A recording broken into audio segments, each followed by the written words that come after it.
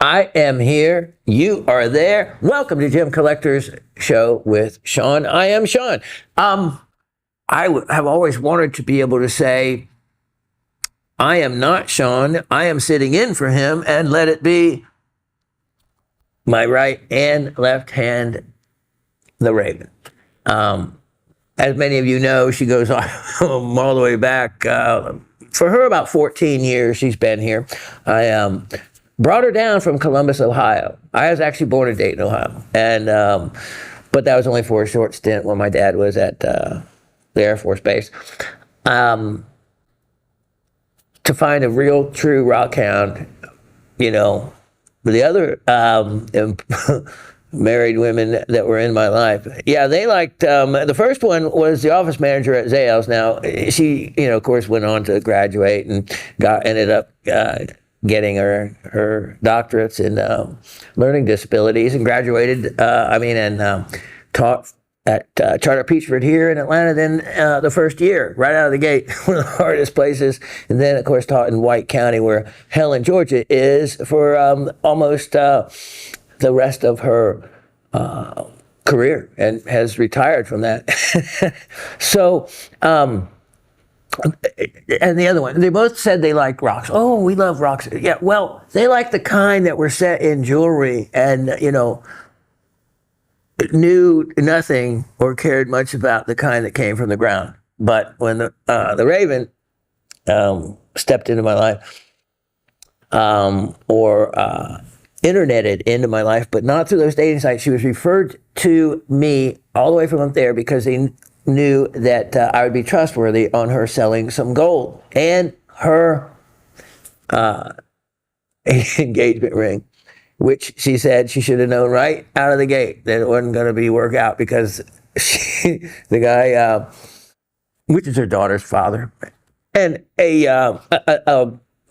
a good human being, and who just lost her grandmother.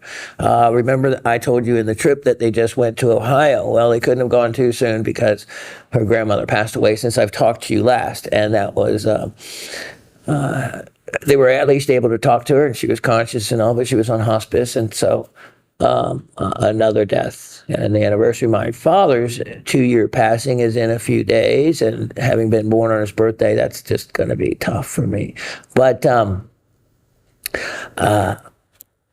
so when Raven came along, and I called it the interview, I asked her all these questions on the internet.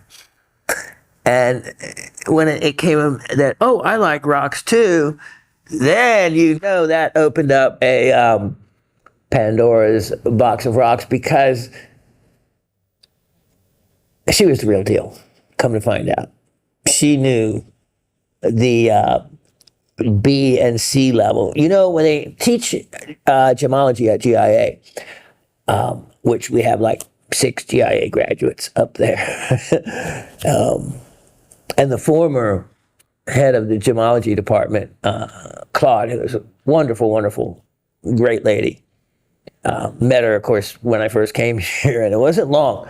And everyone has egos, and she certainly had a deserving one as well. But it wasn't long before she said to me, and she has a beautiful accent, French accent, I think it is. She said, Shawn, and I won't try to replicate it, you know as much as all of my gemologists and myself put together. And I took that very humbly, and but also I saw her in a better light, because she professionally recognized that and admitted, and then went on to use me as a resource, as did many CEOs to date here. So when Raven passed the test of really liking rocks, and she actually had gotten her first crystal at the age of 10. For me, it was the age of 11. My first crystal happened to be a ruby, 65 carats, I still remember, that I wanted to learn how to cut. It was Indian ruby salted, of course, from the Cowrie mines in Franklin, North Carolina. But hers was a quartz crystal, and but overall, since I'm older, I have still been a rock hound longer than her. And she came with an incredible mineral collection.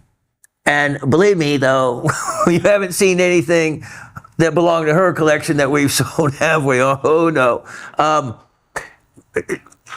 My collection happened to be, of course, was more intensive and was backed by greater funds. So it turned out bigger, and that's what you're getting to see is some of my deeper pieces. You're going to get to see some of those today as well. I'm glad to see that you're recognizing them for what they are. And just by the way, and of course, everyone always has a right to return anything that you don't like. So I'm not sure if he got to and is going to keep them all, but a person has bought all 3 of those emeralds that were sold, and certainly welcome to return any one or all 3 if because until you see something in person, you don't really know what anything looks like, especially when it comes to emerald. But here's the great thing about emerald is it always looks better in person than when you see it on TV, because we cannot replicate that color green. And I know that those 3 stones, when he sees them, and I believe by now he's going to say, wow, yeah, I think I'll keep all 3. And that's, if the funds would be available, that would be such a wise thing to do because of the price I put on those stones. And the origin of Colombia, just beautiful, beautiful, beautiful gems they were. And so, anyway, that's the kind of depth of, my collection, inventory. It varies over everything. And the neat and fun thing is I keep finding items. Not enough space. If you saw our home, many people would find and say that we were hoarders or that we had clutter. If a real estate agent came in and assessed our home to sell it, and the advice that she would give us would probably cause us to, politely send her packing out the door, because I can already hear it now. Well, all this clutter has to go, meaning our incredible, beautiful mineral specimens, the skull carvings, the crystal clusters. Now, granted, a lot of you have many of those wonderful items, but there's no shortage left. And it seems that, of course, over a couple of moves and everything, things get packed up, especially those kind of items. And so, yeah, we're still finding fun things. And you get the benefit of that. And you're going to see some more. So you're going to hear the stories. Not many comments today, but we're going to start back the trivia. And things are still here at Gem Shopping, not fully mended from computer issues. And so please continue any patience if you run across an issue that is because of an action that has caused us weeks of issues. But I think that the graphics are up and working for this show, whereas they were just temporary, and that you're able to comment now, and I appreciate your patience through that. So, yes, to finish with regards to the Raven and when she came with her rocket mineral collection, I felt bad because she thought she had an amazing collection, and she did and does. But she was overwhelmed, because I never really stated to the extent of the collection that I had. And but hers, she had collected and gotten items that to her were just visually stimulating and aesthetically beautiful to her, because she didn't by statistics or by value or by the way I assess a piece. She ended up with specimens that she didn't even know what everything was in it. Maybe there was just a nice amethyst or something that she liked, but she didn't realize that inside it, had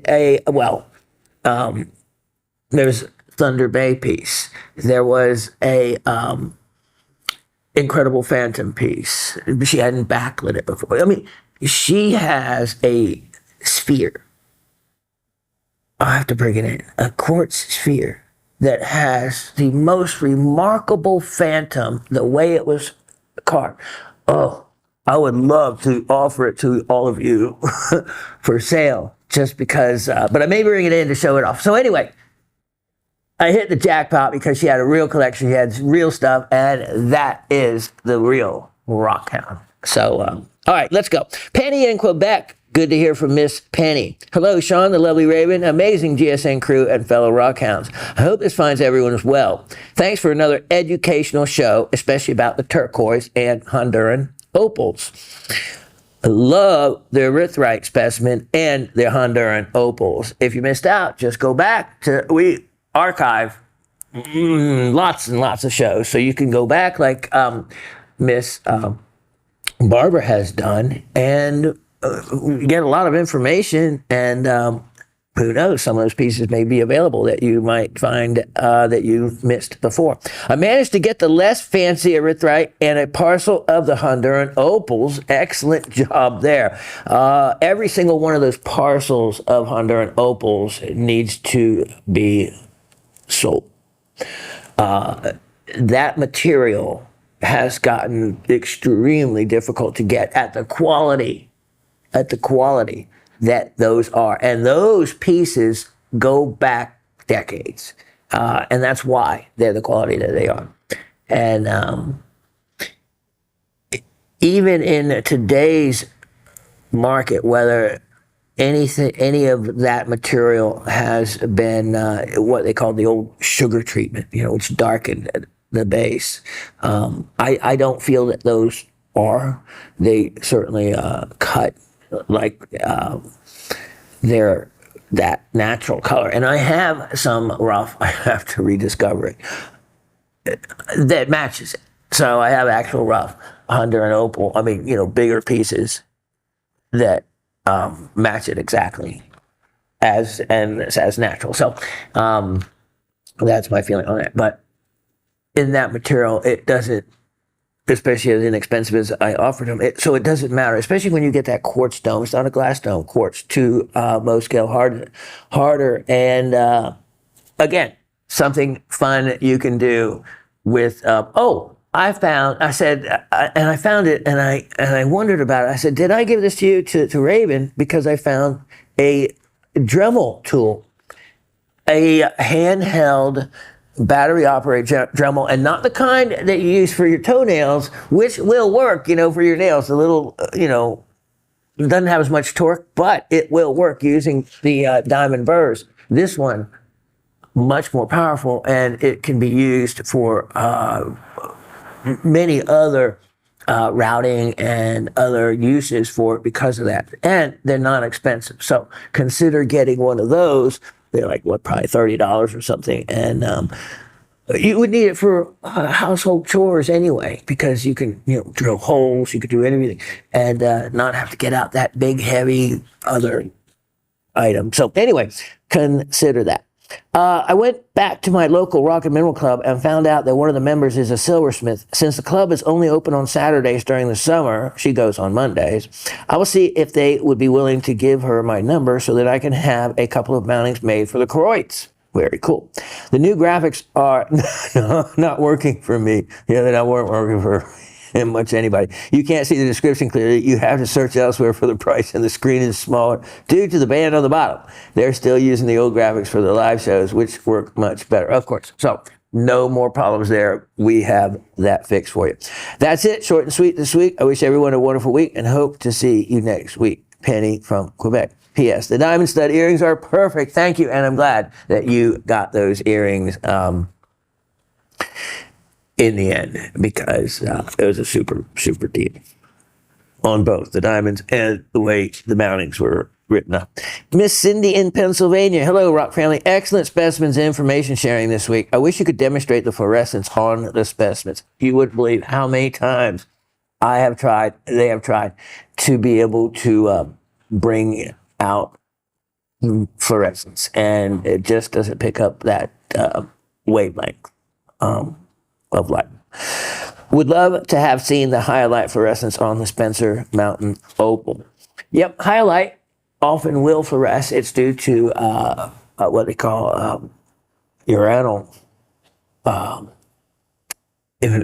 oxides, or basically uranium content, and same thing that way you would get the colors in uranium glass, and sometimes they'll fluoresce, other times not, and sometimes you have to have the right wavelength, short, long, mid-range kind of thing on that. But what mainly, to me, what is neat to see is the little botryoidal formations that they'll form in. It's kind of different than you normally see any kind of opal in, but yeah, that was such a stunning specimen, and I believe it sold that we're going to read about, and it should have sold so many times before, and I'll read on. Okay, I've been dealing with my parents' property since my mother passed 6 years ago today. Condolences to you. Today, the process of demolishing the buildings began. Bad coincidence. It has taken me 6 years to come to this decision, and tears were shed. I'll bet. I have searched for 6 years for my mother's original wedding set and 2 opal rings. My father had my mother's original diamond from 1956 reset in a 6-pronged modern setting, as the years had worn down the rings till the gold had broken through. She never liked it and rarely wore it after that. She did wear her opal rings, one of which she lost, therefore had replaced it with a second opal ring. While running her hand under the couch one day, the first opal ring was found. Like I said, I have searched everywhere I could think of to find these rings. They mean the world to me to have them. I looked in drawers, jewelry boxes, cookie jars, coat pockets, pocketbooks, fireproof boxes, teapots. I told my husband, I guess I just need to give up and accept that I'm not going to find them. I even told the man doing the demolition the only thing I wanted was those rings. Isn't it amazing how important and how attached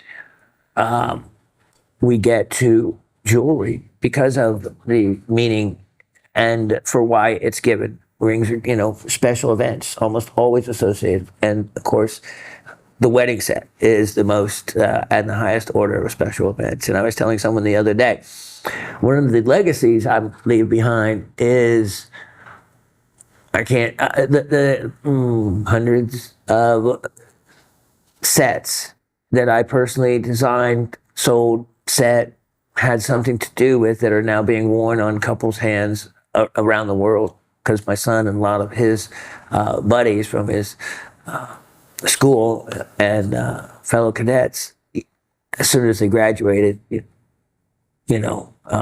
made private appointments with me, and I worked with them and created their one-of-a-kind sets, and now, they deployed throughout the world. So, that's a neat feeling to be part of that. One of the most important shots a photographer takes at a wedding is, a picture of the rings, the hands one over the other with the rings, and that kind of shot. And, it feels good to know that I had something to do with it. The only thing I wanted was those rings, I told the demolition man. The past month, I have been emptying the house of the things I wanted to keep. I had to let a lot go. Nowhere to keep it all, and some of it too big and heavy for the two of us to move anymore. I understand that. I found a uranium glass, speaking of juicer, carnival glass vase, and old Christmas glass ornaments as old as I am.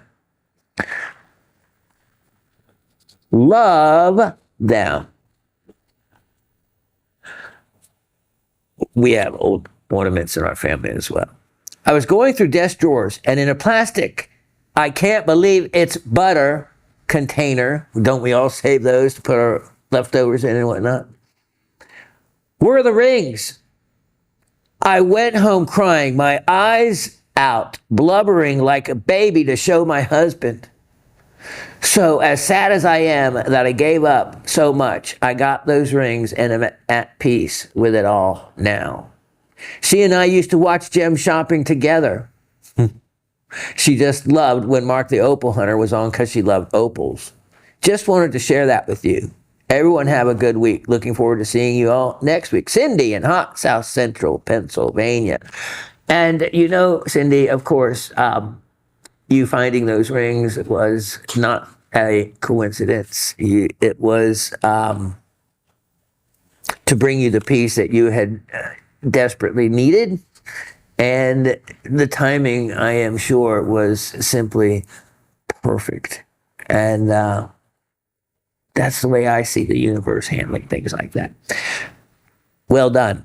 Glad to see that it worked out. Finding the opal ring and the others as well. What a great treasure. And my mom loved opals. It was her birthstone, and of course my son's birthstone as well, and my favorite stone. So, you know, when they talk about the bad luck to opals, no such thing. No such thing. I would have had lots of it long ago.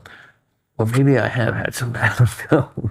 If I'm sitting here right now in front of you, life has been good enough that opals certainly didn't affect it negatively. Miss Barbara in Brooklyn. Hi, Professor Shawn, Raven, GSN crew, and the whole Rock family. Wow, a 3-hour show.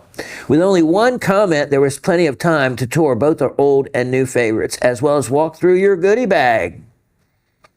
Yeah, all the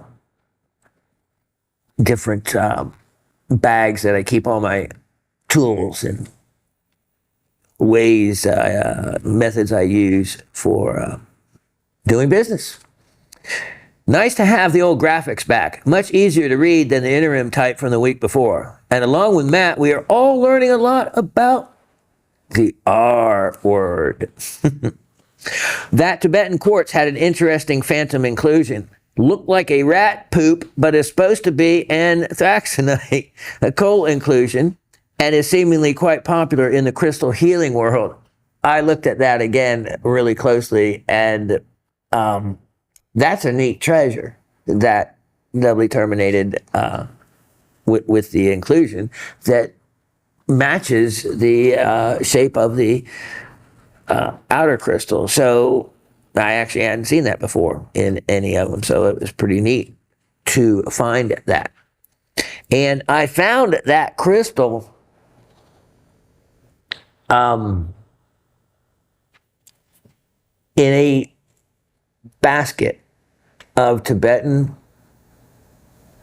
quartz crystals in a shop on Dahlonega Square. And it had some other rocks and minerals and whatnot. And so, of course, I always have my loupe. And here is this basket out. And I started looking at them. And about 1 in 10 wasn't anhydro. Tibetan quartz are known to have anhydros, but the rate that they had them, and I just started picking them. And I believe that's where that one came from, is I picked it because of that unusual phantom in it. Because other than that, I don't know where I would have gotten it unless I just got it in again with a big batch of that estate, stuff like that. And I finally got around to noticing it. But those Tibetan quartz crystals, I think they still have the basket out there, and I've been meaning to go back. So if I show up with a bunch of anhydro Tibetan quartz, you know that I made it back. I thought that Karoit was the best you've shown, and that it found a good home. I think she's talking about that triangular one that I showed last week that looked like it had the veins of fire pumping through. Baking and schwitzing here in the Big Apple, but nothing like Palm Springs at 120 degrees. Hoping for some cooling rain from the remnants of Beryl before our third round of heat waves hits early next week. Keep cool if you can. This is one of the hottest summers ever I have seen in Georgia. 90 after 90 after 90 after 90. Crazy. Matt in Texas says, good morning, Rock family. Professor, thanks so much for offering and prepping my new R item so meticulously. It is appreciated. I should receive my new treasures for my collection by Thursday or Friday. These are what are on the way. The R word, by the way, everyone, means radioactive. We just kind of, pretend we don't say it. Madagascar, the Uranosursite, which is a stunning specimen, and that's the one I prepped in the wood box last week. And, with the aluminum foil, and just to be honest, aluminum foil wouldn't do much. Copper would be much better, and lead would be great. And you can roll out lead thin. But I found out from the malachite box how well that a copper type would work. So aluminum only cuts down on very little when I was measuring it. And I think, Matt, you're going to find out. And so he did. I look forward to studying them as, so he got also the Czechoslovakian moldavite, the orange-red Tanzanian cat's eye scapulite, the Queensland Australian Koroit boulder opal triangle. That's where it went, Miss Barbara. Well done, Matt. The Spencer, Idaho precious opal and rhyolite. Wow. Okay, you got some goods there, and you got them at a amazing opportunity. That Spencer opal, it was only a step away, I think. I would have hated to actually cut that specimen because, like I said, it's so much more rare as a opal in matrix because every opal cutter can't resist cutting something like that.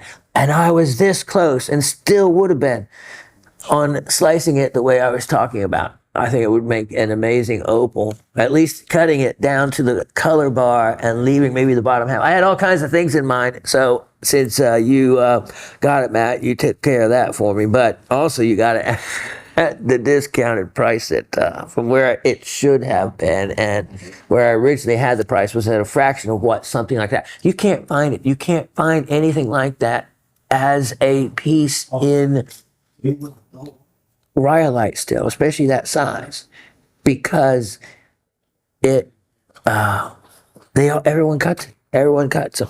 So keep it that way if you want, but there's a great stone in there, I have a feeling, if you don't. Imagine that one and then done as a put a dark background, kind of like a doublet. That would be really stunning. But then that would be a waste of a great Spencer opal. Still waiting to receive the gigger, so I'll wait till you get that gigger, and that is our word offered to us by the Raven, who has a way with words like that, like scooterudite. she was never going to call it that way. Named after a place where it was originally found, I believe it was Scooterud, Norway. So it's Scooby-Doo-right. That's what she calls that really rare specimen. You should see ours at home. That is one thing she'll never let us sell. I think it is Miss Barbara that has the stunning almost match to it. But I didn't realize how valuable those Scooterudite crystal specimens are. And wow, I later realized it, of course, always.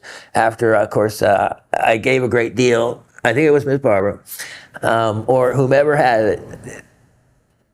That was a wonderful buy that you got on that, because the larger specimens are really hard, and the well-defined crystals. Okay. So anyway, we live about 120 to 150 miles to the Gulf, but receive no rain or wind somehow from Beryl. And we love the name. Raven and I were talking about the name of Beryl. It's like, do many people really know what the other meaning of Beryl, that it's not a person's name, just a person's name? I know, especially here in the South, Beryl is used. I even knew a friend of a relative, but they were very old-timey folk, and their name was Beryl. But, did they really know that it is the host mineral for emerald and aquamarine? No. Not a chance. Very few. Towns about 40 plus miles from us received wind and flooding. Could use some of the rain. Blessings to all. Blessings back to you, Matt. We love you. And we need rain here badly. And I wanted to show everybody maybe at some point the peaches.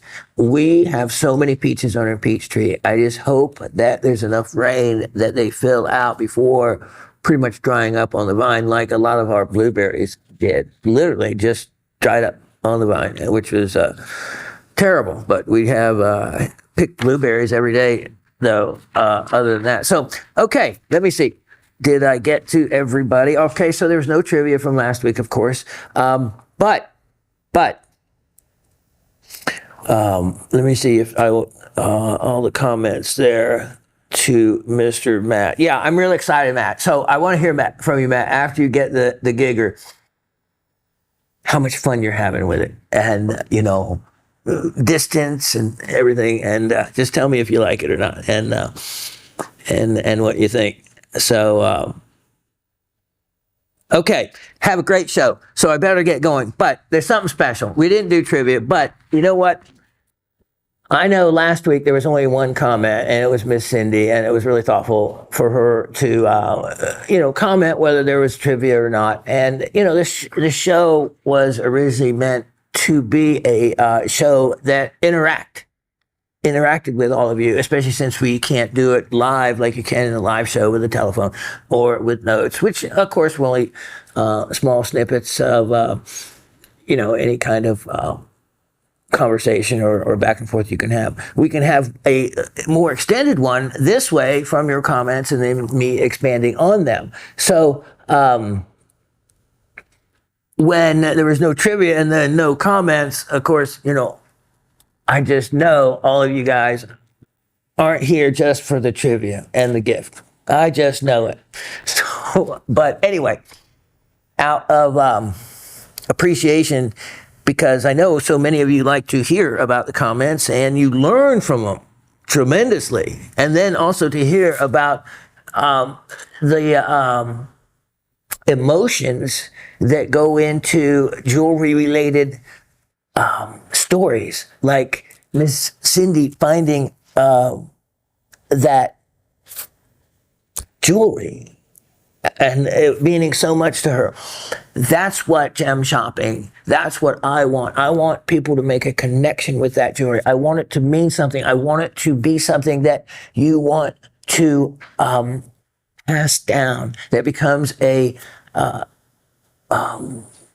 estate piece of the families, a family heirloom, those kind of things. That's where value eventually comes in. As greater the time passes, the more value a piece becomes to the heart.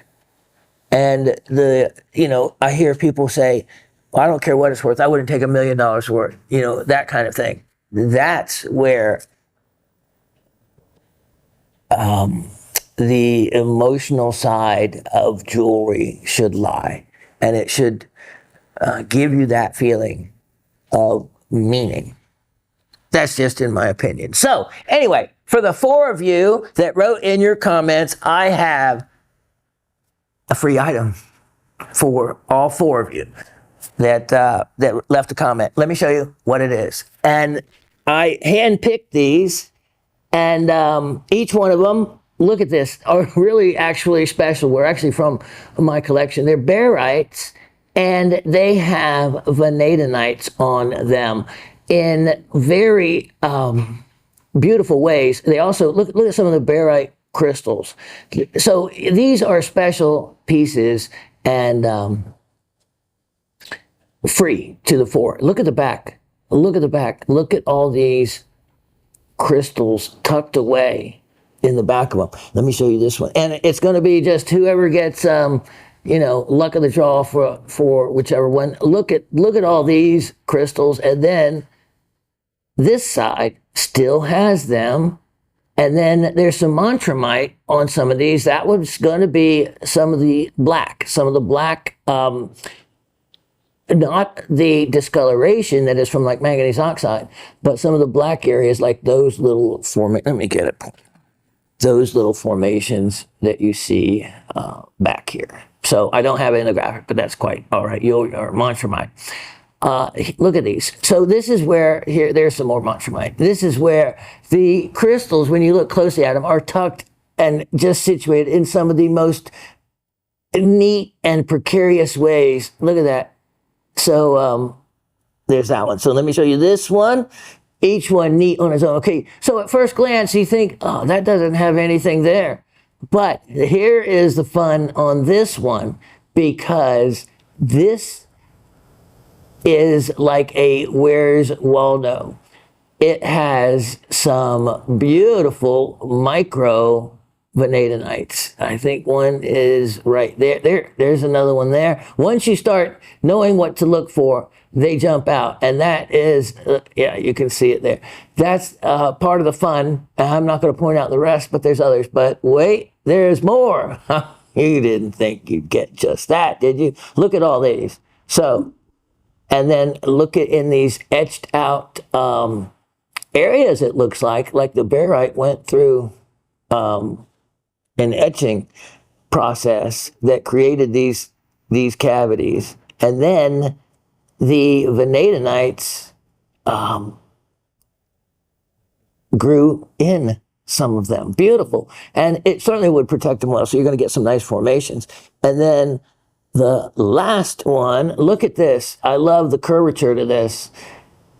This one, this is, I guess, what I consider the front, has numerous vanadinites on beautiful white barite.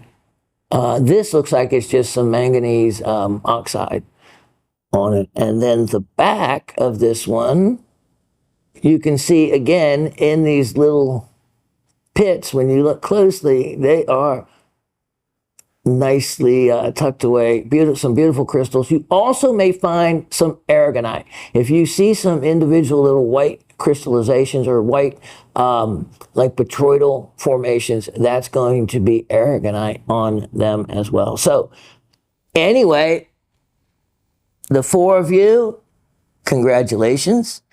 I'm going to put those up safely, and you will receive those as free items. Well done. All right. Okay. So something I haven't offered before, and this comes with a story, so it's not going to be a lot of money, but so I can't spend too much time on the story, but it's a great story. So if you remember the super rare gem Tarfite, Taafeite, I believe, or there's an R in there, Taar. Anyway, it's still one of the rarest gems in the world. And it's one of the still most recently discovered gems in the world. And I believe the story goes that a dealer received a parcel of spinel, and spinel is singly refractive. And upon going through them, he found a stone that was doubly refractive, and it turned out to be a tarfite. And so, hence, a new gem, and what a great discovery that would be. I would love something like that. All right. Now, for me, this was about as close to my tarfite discovery I probably would ever get. This was just a random little packet of stones that I got somewhere over the years. It was just in a old crummy little bag, and this was it. This was the 4 stones. So I thought I would show them to you exactly the way I received them. All right. If you look at them, you can see there's that garnet. This garnet, beautiful, I believe, rhodolite, actually, and it's got a place out of the back. So look at the color, though. That is some really, really fine color and quality in a garnet. And I'm sure I intended to recut it, or someone could recut it and end up with a beautiful stone. Look at this classic garnet color. It could be a couple of different types of garnet that could give you that color. And then this one as well. So all of them, certainly by way of color. Let me wipe that one off, actually. I probably used the original bag. And, for me, remember, I started getting parcels and people giving me stuff and collecting items as a teenager. So some of these things go back just eons of time, that is. And there is, I find often a buildup of residue, whether it condenses in the bag or, think about it over all the years. Plus you get parcel wear, stones rubbing against each other in a parcel if they are moved around. If they just sit still, then fine. So, and that is irritating me because that's just the paper towel I'm using. So let me just, there we go. Let's see. Use God's tweezers and remove some of it. That's going to bug me. Hold on. Okay, so let me finish telling you the rest of the story because, there's one.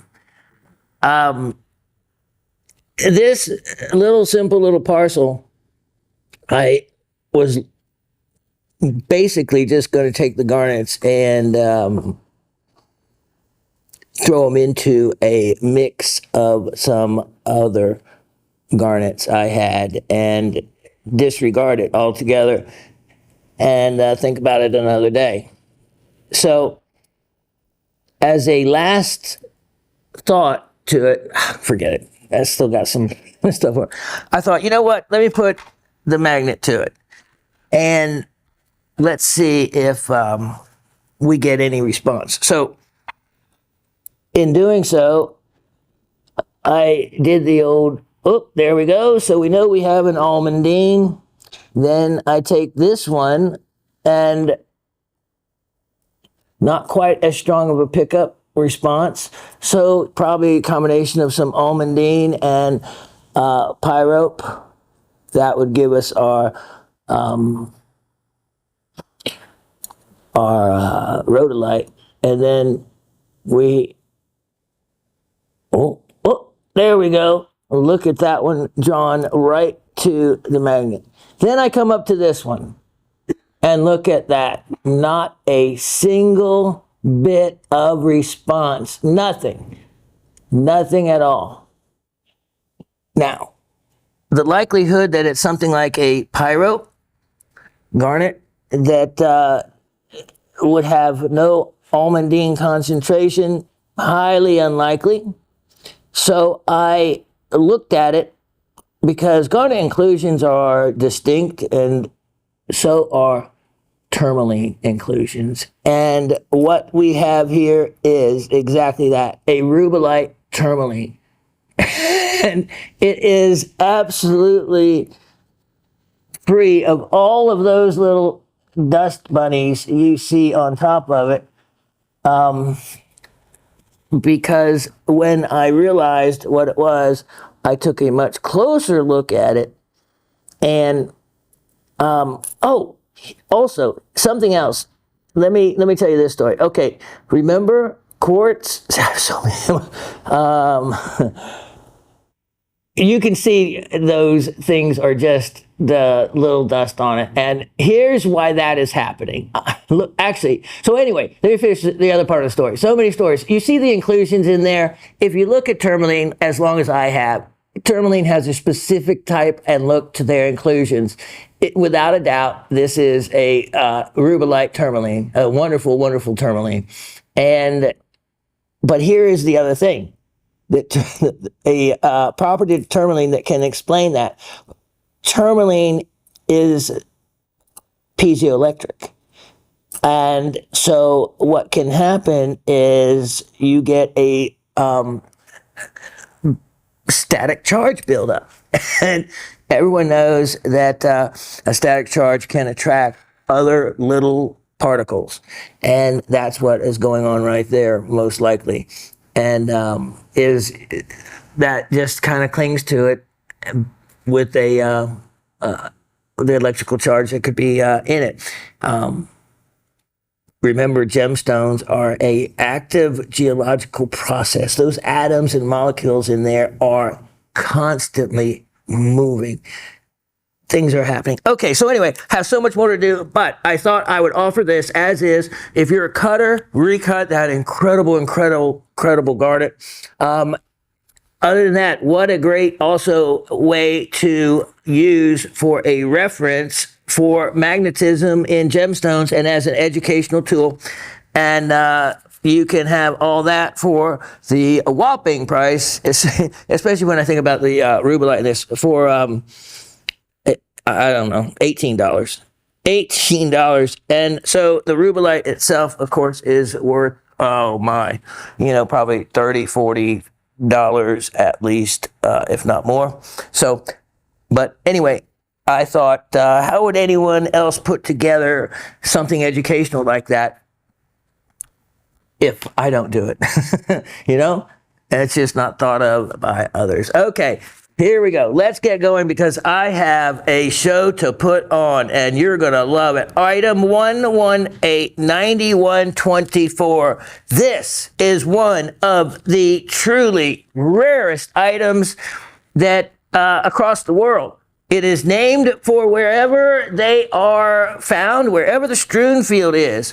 Hence, it is then what? A tektite. And what kind of tektite would I be offering all of you? Well, believe it or not, there's only 7 known tektites across the world. One of them being Georgiites. Truly, yes, in South Georgia, there's a strewn field, albeit very strewn, and there are tektites. One of the 7 places in Georgia, the state of Georgia, not the country of Georgia.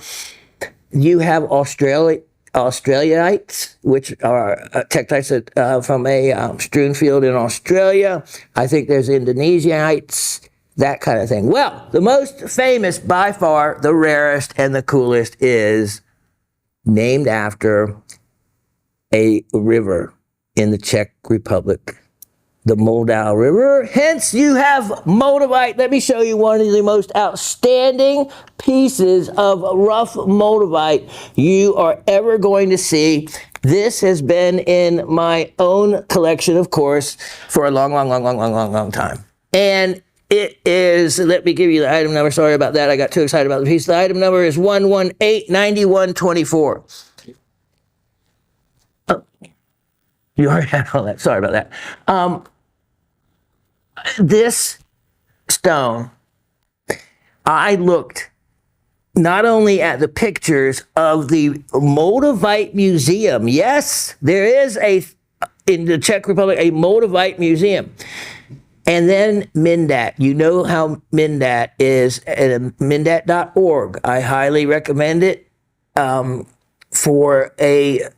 it's not there's no sales people there, even though there are links to, you're welcome to go to the mineral dealers, any links are too, because I do it to know what the high-end prices are on some things, only occasionally, because if I start going that direction, I don't. So I don't want to know. I want to keep the pricing the way I've been going, which is, you would think I was completely ignorant regarding the prices. What I do is I make sure it is less than anywhere else you could find such a thing, or something special about an item. And there is something way beyond special about this. If you're reading the graphic, which I'm sure you've already done, you'll see something written in there that you wouldn't normally ever see. Rare aerodynamic surface pattern. Let me tell you how we get there. The Reese crater, which is the crater left over from an impact of a meteor 15 million years ago. The strewn field, what it does, the impact was so great, so hard, it ejects, and any silica material is converted to a glass. It ejects the material into space, yes, but not so far, past the Kármán line, but not so far up that gravity doesn't pull it back down. So depending on the angle that the meteor strikes the Earth, depends on how far out, just like if you throw a rock into a mud puddle, how far will and where will the mud go? If you throw it straight down, the mud goes out in every direction. You throw it at an angle, all the mud will, of course, go out in one direction. Picture the mud as the tektites. So if you throw it at a particular angle, that mud's going to go high up almost straight up, but straight up kind of at an angle, but then come back down. And that's how they can calculate the angle and the direction that a meteor came from is the distance from the strewn field and where they're found. So some actually came back down and landed in a pond. Those are the besenices, they're called, and they have this, they're considered some of the most rare and most valuable patterns, and they're very distinct in the patterns. And so they go for a good bit of money. They're much more limited in the quantity found.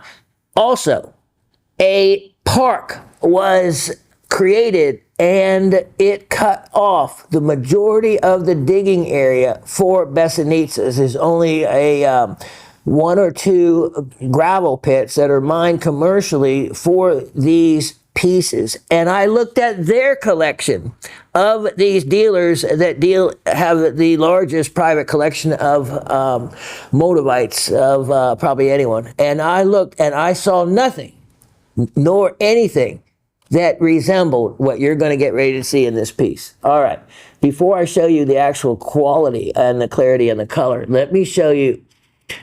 This is more of a classic standard pattern that you're going to see. These little scalloped kind of areas. Now, mind you, there's many, many different patterns that you will end up seeing in motivites, but this is one of the more common ones that you can find. You can find sometimes there's gravel, but that is not gravel that is mixed in with it. Okay, here, look at this semicolon shape or colon shape. That is very distinct and rare, but that is not what I'm talking about. This was the only pattern I found in any of the hundreds that I looked at. And let me show you, get out this other thing, because I was going to use it and show it to you later, but it looks like I might need it right now. All these little gizmos. You hear all those little tools over here. It is. Okay, ladies, you'll know exactly what this is. This is what this is, and you can see what it is. It's something to use, you do with makeup and your face. That's all I know. I swiped it from the Raven, and it works great for cleaning out any, see that? Look at that. Look at that. Wow. See how well it works without damaging it. Now see, I was getting ready to take those tweezers, which are hardness of 5.5 hardened steel, and that's the hardest of glass. Why would I want to do that? I was going to be stupid in a minute, and I'm glad I caught myself from being totally stupid. So anyway, this is great for getting things down. Now, if things are, no, they got them all out. Isn't that neat? Right there, you can see them. Now, let's go back to looking at this pattern. This pattern of these ridges in only one direction is indicative of this piece as it hardened. The aerodynamics of the entrance back into our atmosphere, you know how it burns up a lot of things, you know how things stay hot, who knows, I don't know exactly. I think a lot of them actually stay molten until they hit the ground, because there's these splatter ones that look like a splatter, and they also have them in matrix. Yes, there are moldivites that they have in matrix that have come out of this sand pit. I'm sure they're very expensive because they're extremely rare. Basically, like, you know, as they were 15 million years ago, and it's really neat to see. But they all look like they're in a splattered type of pattern, like they were still molten when they hit. Now, this certainly doesn't totally look that way, because it looks like coming through the atmosphere in one direction, or however it did, it created this aerodynamic, and it's kind of the way it's referenced, aerodynamic pattern to the motivite that is extremely rare to find. Motivite that has a pattern like that, that actually gives you the feel of it streaking through the Earth's atmosphere, and those furrows, those ridges and furrows being created through such a atmospheric entrance back to this world. And so in looking at all of them, there was not a single one that had anything even remotely similar, except one piece that had some ridges in one direction, and that's what they called it. They called it an aerodynamic surface pattern. And that's where I stole the description of it, because, of course, it could be nothing else but that. And there is, it's not a splatter pattern. And the shape of this, when you look at the motolites, 95% or more are basically flat, in the form of being near flat, not like that. So there are two rare things going on with that. The semicolon shape and the aerodynamic pattern. Now let's look at the quality. Motolites are always this color. And it is a wonderful, wonderful classic green. And it is of a facet grade nature, but you would never want to do that. I have sold faceted. They facet a lot of motolites. They don't facet motolites with patterns like this. And look at that. That is a beauty. Man cannot, glassmakers, no matter how good they are, they cannot replicate these.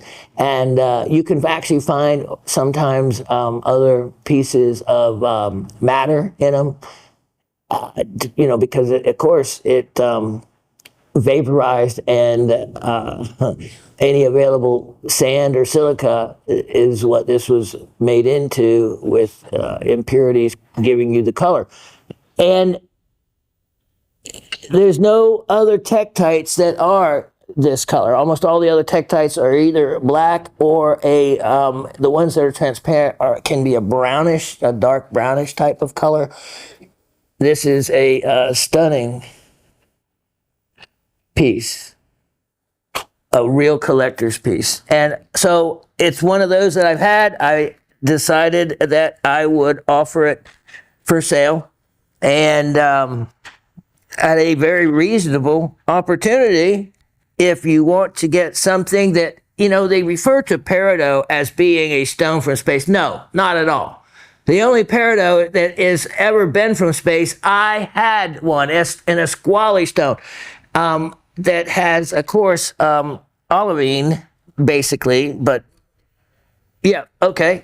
Price on this guy is a amazing opportunity at only $188 on this. $188. Let me tuck it away safely. I'll be right back. This is something, now I'm not sure because it was a long time ago. Someone had mentioned and wondered if I had another one of these incredible apatite slices. And you know what? I found out only after the fact that I should have left that big apatite crystal alone. I should have never, it was like 6 inches tall. When I started doing research on them, I realized that as a big crystal, it was really special, a lot more special than I realized. I'm not sure quite in Portuguese, Ipira complex.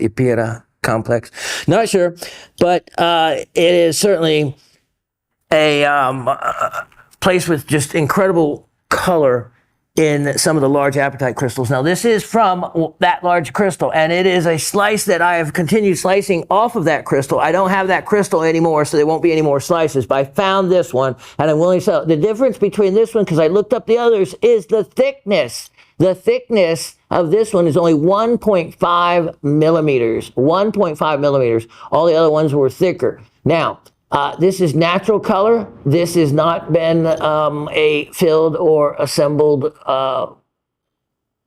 inclusion in it.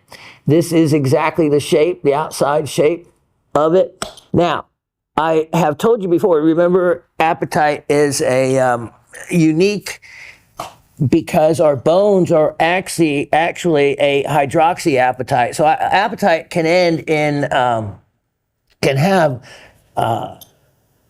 other minerals in it. So you can have fluoroapatite, you can have hydroxyapatite, which are our bones, which is actually as a mineral specimen in nature, it's rare.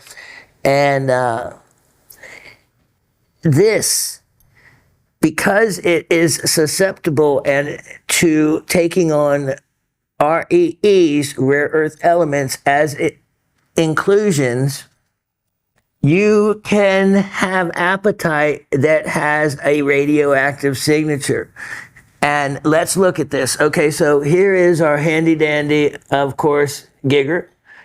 And you can see that this is just the room, 40, 45, in the same range we always see, 30 to 60. But as we approach the crystal, let's see what happens. You can see that it moves into, of course, an extremely safe range, because zircons that people are wearing on their finger are in the 500 to 600 count per minute range. So what you're seeing is the little, and you can hear the little ticking away. And so you see the CPM in the bottom right-hand corner. So it will tell you how many particles are striking this plate. Let me show you. And give it to you what would be on per minute basis. Now, so it's extremely safe. You could wear this against your chest. It's neat though to have a another specimen that has a radioactive signature telling you that it is not made up of just a classic apatite formula, that there is REEs and rare earth elements. Basically, we're talking about uranium or thorium. So those two would be the rare earth elements we're talking about, the impurities. So I am going to offer this. I will always offer to drill these if you want them drilled so you can hang them in a window. And there's the surface of these, you can easily spray paint like I have done and give you that nice finished look if you desire. There's where the saw, you can finish that off if you want better. Some of these are so flat-sided, I was just wondering if they could balance on their own, but this one doesn't seem to be able to. Anyway, a great, great treasure off that big crystal. Price on this is only $38. Only $38, and I do not know or think if am ever going to have another one. I don't know who wanted this one, but certainly that's a wonderful, wonderful opportunity for someone. Now, let me show you a really whimsical kind of item. Item 118-8524. 118-8524. And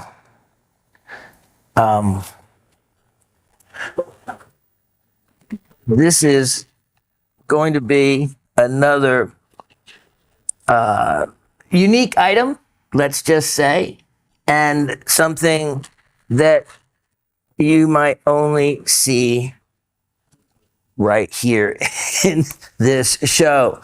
I know people, especially here in the South, that are into collecting these. Of course, you know, Georgia is known, and especially Gainesville, which we live near, as the chicken capital of the world.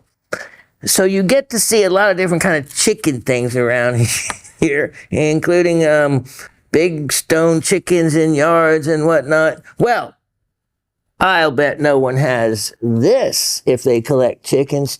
Check these birds out. Look at these two. Now, as having in my subdivision, oh yes, the girls, when I brought them down from Ohio, even though they were around corn all their life, they had never been around chickens, and anything with a heartbeat they make a pet out of. I'm not kidding you. I couldn't even pour out the water that I had in some of my mining tubs. The rain had filled them up, and then mosquito larvae were in there. And I was going to pour it out. No, no, no, because there's tadpoles in there. And I said, where? And sure enough, there's tadpoles, because the tadpoles eat the larvae. So everything had to stay living. And when the tadpoles became frogs, oh, they were in hog heaven. I think they were going to want to bring the frogs in the house and make pets out of them too. But which Summer, Raven's daughter, actually has two of those giant, well, they weren't giant to start with, frogs with a big wide mouth. I forget the name of them, but they're kind of cute for frogs. But we have a pond also in the backyard that we own right up to the edge of the pond. And basically was a drainage sedimentation pond, but it's become a real live pond with ducks flying up out of it and geese that we see. Can't see it directly, the woods are there, but we can hear the bullfrogs, and they are huge. So anyway, back to these. Look at this. This is some really fine carnelian, and it's on a base of wood, I guess. But look at that. Beautiful, beautiful natural color carnelian. And look, see? Isn't that neat? Very cool. And then this one, though, is the treasure. Of course, Argentinian rhodochrosite. Not sure of the stone that it's on, but it does appear to be a natural stone. Jasper or whatever. But here's the fun part. The coxcomb up here is, I don't know. You can figure out, maybe coral. But look at this. Now, this isn't natural, but you'll remember the goldstone that was so popular in the 70s on its little beak. So that I can tell you with that. And look at that. So look at how using the natural pattern, and having had chickens and roosters, I know exactly what the natural pattern to make it look like feathers. That is really clever. That was actually, when I look at that, very intentional. And for the amount of money, someone actually put some thought into laying out the rough to match what they wanted to carve. There's the little egg of whatever kind of stone or not it is. So these two very neat pieces. I know people that collect carvings or, anything of different things, frogs. Christy got something from me the other day because she had a friend that collected pigs, and I had this pig. So, people collect different items. People collect, I know, roosters and hens, and that's a perfect combination because you have a rooster there and you have a hen on the egg. Oh, by the way, our story ended up that we ended up with 5 roosters, and the roosters were going to get us run out of our neighborhood. HOA was going to be honest. We couldn't believe we were getting away with it as long. Our neighbors were kind of cool about it, but then we had roosters that started crowing any time of day. And, in the morning, you kind of hear that in the distance. A lot of people think, oh, I'm in the country. That's so pretty. That's so cool. That's okay. On the weekends, it isn't so okay to these people. And then also it could become a potential issue for us. So I didn't eat them. I didn't eat them, which as a child, my dad, I think I told you this story before, knew how to, process, if you use the word, and all these different types of animals, and he showed me how, and I really appreciate that because if the apocalypse ever comes, then I'll know what to do. But the roosters, they have a story on their own. I'll tell it to you another time. But I left them in a safe place where they would be taken well care of. Well, good care. And that's a great story for later. Okay, because we're talking about rocks. The price of these two guys, I have them for an amazing opportunity of only $48. When you think they're only $24 a piece, it's like, go find another one. Go find another one with carnelian of that quality or Argentinian rhodochrosite.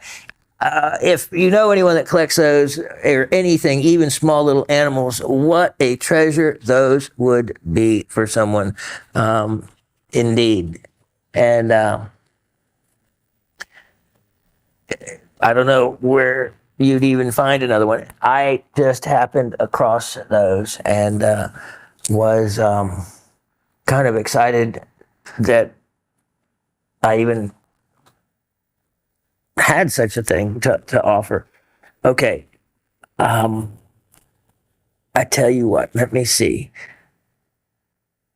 Oh, yeah. Item 118, 8724. 1118, 8724. Now, this is special in its own way. Now, you're going to say, oh, we've seen these before. Well, yes, you have. But when they're coming, and it's this long before Shawn has shown anything like this item, then you know that there's something special about it. So let me drop the curtain there and let me wipe this down, because what you're getting ready to see wouldn't normally be all that special, but wait until I show you. Now I'm going to let that sit there. Actually, I'm going to put the spinner on it for a moment and look at as that turns. This is a perfect piece to let spin around because of the phantoms. Now, this is a piece of quartz. It was a quartz crystal, and the natural faces have been polished to where you can see into the crystal. Now, a phantom is where a crystal stopped growing, or at some point it got a dust in the pocket and left a trace of where it ended. But then it, at some point, started growing again, leaving behind a phantom image of where it left off. And some, I've counted 19, 20, 25, 30 different times that the crystal left a phantom behind. And it's kind of neat to see how that process works. Now, you can look at this in many different angles. And in some angles, the phantoms aren't so visible, but in every angle, some is visible. But there's a favorite angle I have to this, and it's one of those angles that I rarely get to see, and hence why it is in my collection.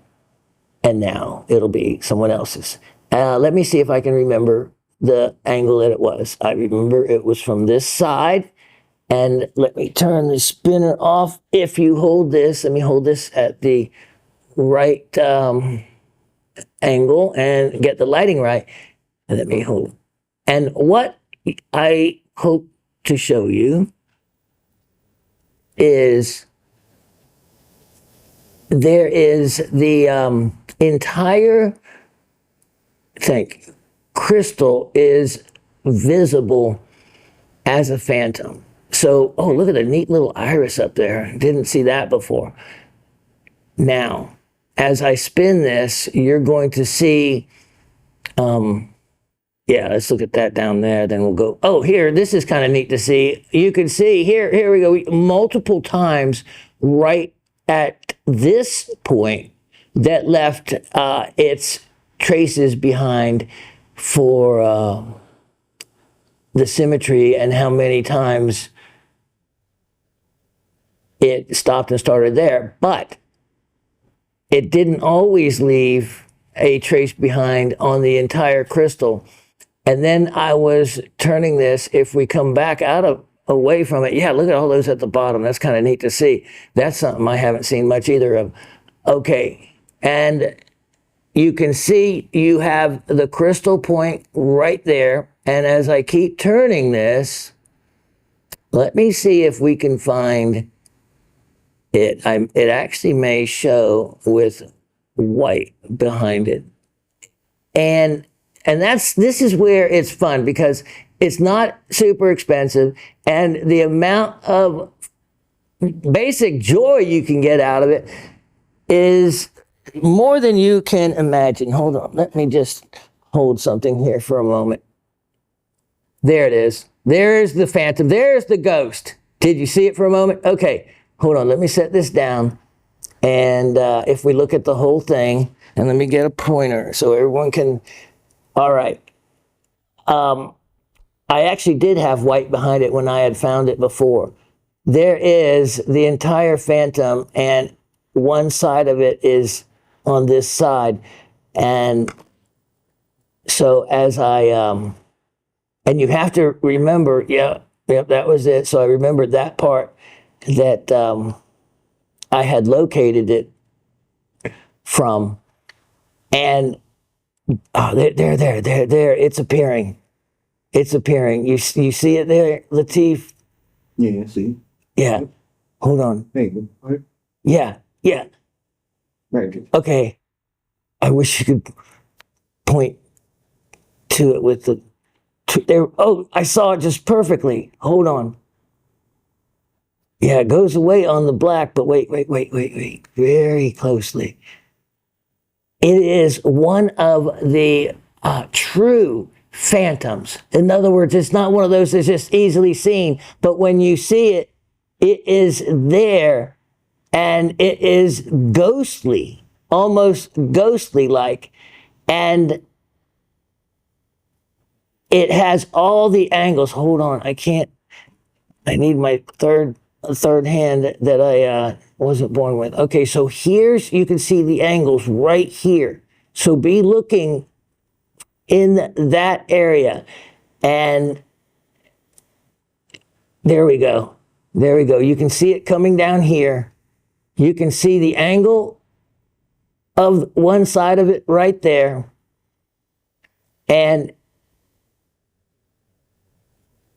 oh, did you see that? You can actually see the back side. It is one of the faintest phantoms that I have ever seen that was still discernible if you looked at it just right. And that's the fun of being a rockhound. You can see the easy planes, but it is this one. You can see it right there. And let me do something here just a moment and see if, and this is where, I know I'm just killing time, but it's the fun part. There it is. There's the phantom coming out. There it is. You see it now, don't you? There it is. You see even that back angle right there. Here's the whole front face. Here's the C-axis. And that is what I'm talking about. The right light, the right angle, and then it appears. And what's different is it's the whole crystal. It's not usually, a lot of times you just get two angles or two faces, but look at how hidden it was. And then, see that back face on the crystal? Look at this face on the crystal. That is what sets it apart. Look at that. See that? You can see, which is, it could be actually on the other side, the way optics are. That is magical. That is why it was in my collection out of all the ones I would keep, because long ago I was playing with the crystal and saw that formation. And I was wondering again, I didn't know why I had kept it. It was in my collection and I had to there we go. Look at that. There it is. At another angle, you get to see it in all of its self. And as I turn it, you can still see the same crystal. Look at that. That is a complete phantom. And that is what you normally do not see. You normally will see like what I showed you on the bottom. See that? Look at that. You can see that face, this face, that back face. Look at that. That is a ghostly phantom indeed. And again, a complete one that you seldom ever find when you talk about phantoms. And you can see at this angle, look at that. There's actually a couple on one face that you can see there. And then coming back around, here it is. Most of the time, this is what you get. You just get a partial. See how that's partial at the bottom, at the base? And most of the times that is what you see. So anyway, spent a lot of time on that, but that is what is the fun part of doing this. I have a great price on this for all the time spent. It should be a lot of money, but that just has a unique formation. And if well, again, that's what the difference is. A lot of people at a table at a show would pick that up and would think there was nothing special about it. Whereas there's something real special about it. You just have to know how to look and where to look. Prices on this is only $28. Latif is saying, yeah, Shawn, 78 is more like it. He said, yeah, it is. Finally, I got it priced right. $28 on that guy. And what a jewel. Okay, I'm getting ready to show you. No, hold on. What time is it? Okay. Okay, yeah, because I have a marvel that I want to have enough time to present to you. But in the meantime, I want to get all these items shown to you. Sometimes I wrap them up too well. As Matt saw, the way as all of you see, how you get your specimens are often made sure that you're going to receive them in one piece. All right, item number 1189024. We have had some real gem collectors lately, and I have no doubt that this will be scooped up by one of them as well. It is the true. If I say, and I told you this the other week, if I say I have a cat's eye and leave it at that, what type of gem am I offering? If I just say I have a cat's eye, if you say that without any other stone behind it, it automatically means you have a cat's eye crystal beryl, the original cat's eye. And any other cat's eye, you have to say, I have a cat's eye sillimanite, I have a cat's eye quartz, I have, but if you just say I have a cat's eye, it means cat's eye crystal beryl. Let me show you this cat's eye crystal beryl. It is over the magic number of 1 carat. And it has an incredible eye, as you can see. Let's take it out of here. This is a Ceylon stone, Sri Lankan stone. And they always cut these using the part of the crystal as the back. I don't know why. I think it's for maximizing the weight, because look at how much weight it would lose if they tried. I'm showing you the back right now. If they tried to cut that out. And I don't think there's one I've ever seen, unless it was big enough, that had a completely finished back. Or unless it was, enough value and enough expense to put in a really nice mounting. So ignore that, because that is in most cat's eyes, especially, they want to hit the carat mark. Going over a carat is rare to get a cat's eye over a carat. Now, this stone, you can see that eye opening and closing. Let me get another pair of tweezers. And that is exactly what they are supposed to do. And then it's not quite the honey part, but you certainly have milk for the eye. Milk and honey colors are the most valuable in a cat's eye. So you want the color of honey to be in the outer portion and the color of milk to be the eye. You can see, and you want the eye to open and close exactly what this one is doing. It is also, let me show you, let me see something here. I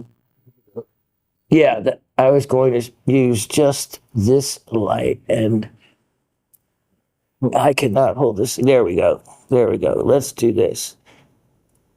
Wow, there we have. Okay, so where you have a single light on it, and look at the clarity. That's the other thing that matters a lot. So you get a lot of these that the clarity of the stone is completely opaque.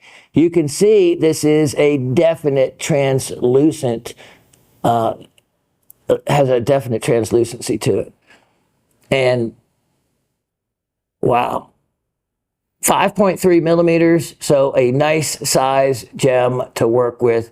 And if you do not have a, look at that clarity, natural chrysoberyl, look at that. That is very close to milk and honey colors. And of course it won't sit flat because of the way it's cut on the back, but it certainly would mount into a really nice gem. And yep, that has the bells and whistles.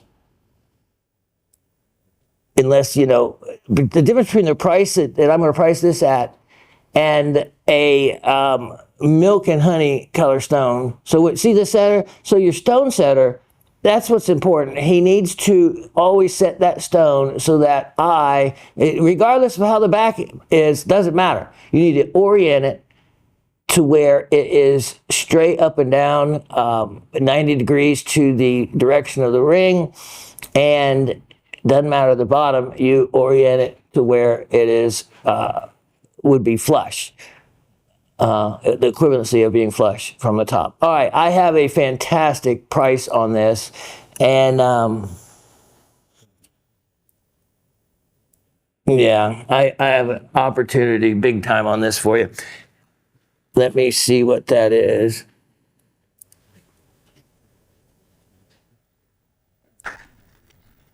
Let me see what we can do on this one.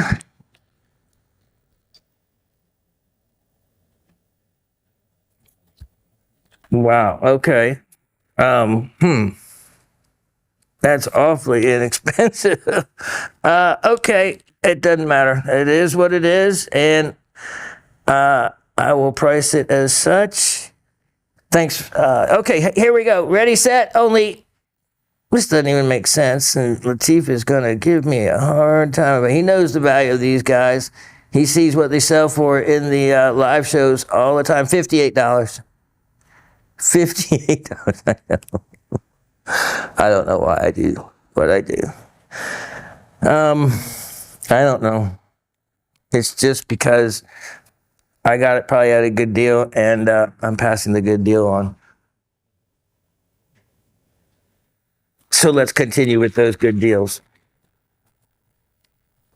Let me clean that turntable up a bit. I'll be right back. Now, I always say tubes, but that is American speaking. T-Y-U-B-E. I do not speak Kazakh, so I have no idea what the real pronunciation is. It could be Tayubi. You know, I don't know. So anyway, doesn't matter. You know, let's just call it Kazakhstan dioptase. It is amazing that this mine, how they ever found it, is beyond me. It's in a flat plain of Kazakhstan, and all of a sudden there's just a hole in the ground. And it is a extensive mine entrance, but it doesn't look like any geology. It's just like as if you found a deposit in the middle of Kansas in the plains and just started digging. But anyway, you know dioptase, you know the actual color. So if this looks a little off, it is that beautiful bright green, that green and a little hint of blue that you're used to seeing. This is an amazing piece. And here's the other neat thing about it. It has classic calcites along up here. And then it even looks like there is dendritic formations along here. I'm not so sure if it's just not manganese oxide filling into crevices, but it does certainly have a dendritic look. So look at that. Isn't that neat? And it is a copper silicate, and that's where it is getting its color from. These are very expensive. The dioptase in the market, all the specimens are expensive, but you can see the size of this is. I have this especially for someone that wants to add to their collection but couldn't afford a dioptase, because I'm offering this one for only $36. Only $36 And that is value. That is a fantastic value. Especially with the calcite. I always love secondary minerals. Great piece. Okay, let's get into, no, one more before I get into the big project. 118, 8824. And let me, okay. Here we have another really, really, really rare. I didn't realize until I sold the last one how actually rare a Goshenite is. A Goshenite named after Goshen, Massachusetts, where it was first discovered, basically.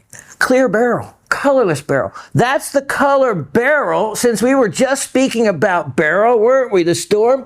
That's the color barrel is when it has no impurities. Remember, we talked about barrel being allochromatic. In other words, aquamarine and emerald get their colors from outside impurities, not from the beryllium, aluminum, silicate, oxygen that is in the piece and makes it up. When it is in its pure form without impurities, it is this color right here. This is extremely rare to have a colorless barrel. Yeah, look at, he was actually checking it out close up, Latif was. And look at the size of this. This is a, a lot of people would call this a small miniature cabinet specimen. It would look fantastic with an aqua collection. Look at the shoral tourmaline in it. That has it all. Look at the muscovite mica. You can tell this is from a classic pegmatite, right? Remember what I said a pegmatite is made up of? It is made up of mica, feldspar, quartz, and that is what you have. You have, and so with that, you often get the shoral or the other tourmalines. So you have the mica, you have, look at the feldspar in here, you have, looks like a quartz somewhere. Oh yeah, quartz within all of this. Look at this specimen. Look at that mica. Classic pegmatite ore body. Look at this. Here is these are two additional crystals covered over often in a kind of a feldspar type of, sometimes this material is. This is beautiful. And you can see it is truly, truly Goshenite. There's not a hint of aqua in it. And these are rare. These are rare. Look at that facet grade material in there. And it displays really well from any angle. Look at, you have aquamarine here as well. That's an additional crystal. And these guys up here could be beryl as well. I'm looking around at this piece. Really interesting. I have a fantastic opportunity on a great collector item in this. And something that normally would go for well beyond what I'm asking, especially due to the size of that Goshenite, because it is actually quite a large Goshenite crystal, and in the very matrix, it's very aesthetic. Price on this is only $78. Only $78 on that one, and a real jewel. A real jewel. Okay, let me get to the first amazing item. It is 118-9224. Now, I'm just going to show you the box to start with. That's all you're going to get to see. There's a reason why. So let me just leave it there until we get Latif over here. So,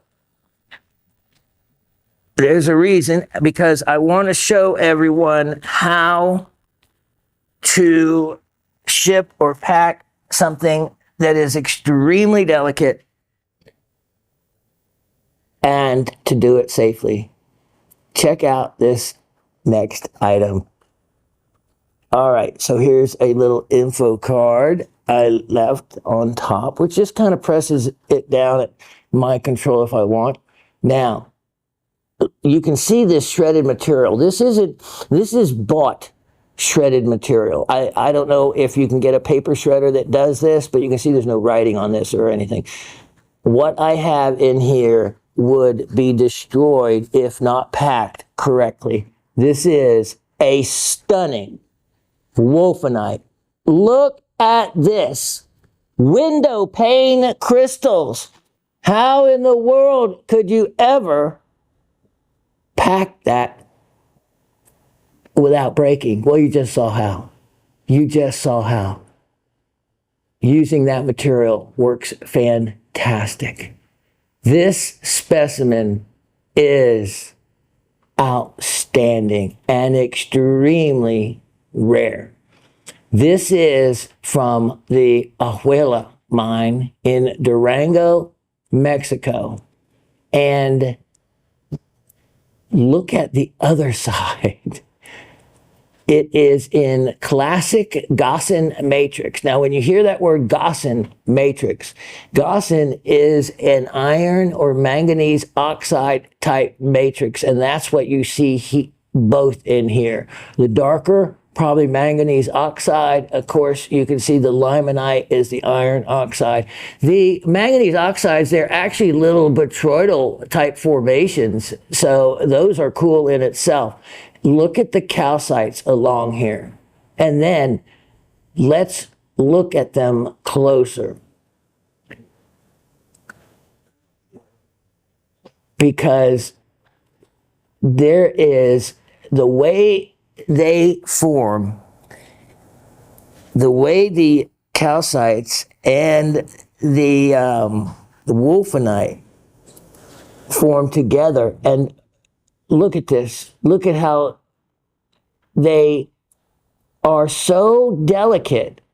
That is something that makes this really special. So first, look at the limonite. I mean, the Gaussian matrix is of a crystallized nature there. So look at like this one little area here. You actually have calcite growing around the wolfenite. And then look at, this is really interesting here. Look at how the crystal of wolfenite grew around the matrix. So it told you, of course, that the matrix came first. Look at how that window pane grew in there. This is called window pane wolfenite. And you can see why. Look at how thin that is. Look at how some of these are just tucked away. I spent hours looking at this. And it's not as delicate. You can see I put it on its other side. I think any ones that were sticking up were probably knocked off long ago. But it doesn't matter. There is plenty of perfect condition window panes here. Now, I'm going to show you something on my phone, so I'm glad Latif's here on the camera so he can look at the calcites there. Focus correctly. Look it back in there. Look it back in there. Perfect window panes. Perfect. Great photography there, Latif. Thank you. Look at that. That one. Look at the perfect beveled edge angle. And when you look at the crystallography of wolfenites, it has and shows exactly that. Look at that perfect square. That one right there, the yellow. And the transparency. This is just going along the side of it. The side of it is enough. Look at back in these vugs and pockets. It's outstanding. Just outstanding. So remember, wolfenite is a lead molybdenate, so it has molybdenum and lead and oxygen. That's it. Hardness of 2.5 to 3. Very heavy in itself. 6.5 to 7.5 for the specific gravity. And let me show you on my phone. So if you ever wondered, like, to verify origin, Again, Mindad is a great use. And when you come across a picture like this, I'm going to show you, you know that you have the right origin. Let me show you now. Of course, this is my new phone, but it's already super cracked up. And that you just have to live with. That's Shawn. Let me see if I can show you. There we go. Look at that. Perfect window pane with calcites, just like I have shown you. And then let me see if I can. There we go. There we go. Look at those. Is that me or you on the focus? Can you sharpen that any? Yeah, it's the phone. Of course it's me. So look at that. Those are the perfect window panes and exactly the type Gaussian matrix. And then,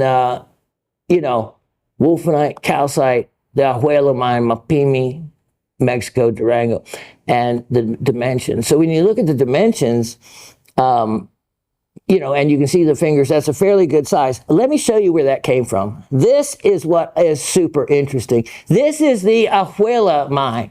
First, let me show you the bigger, both pictures I have. Oh, that was great focus.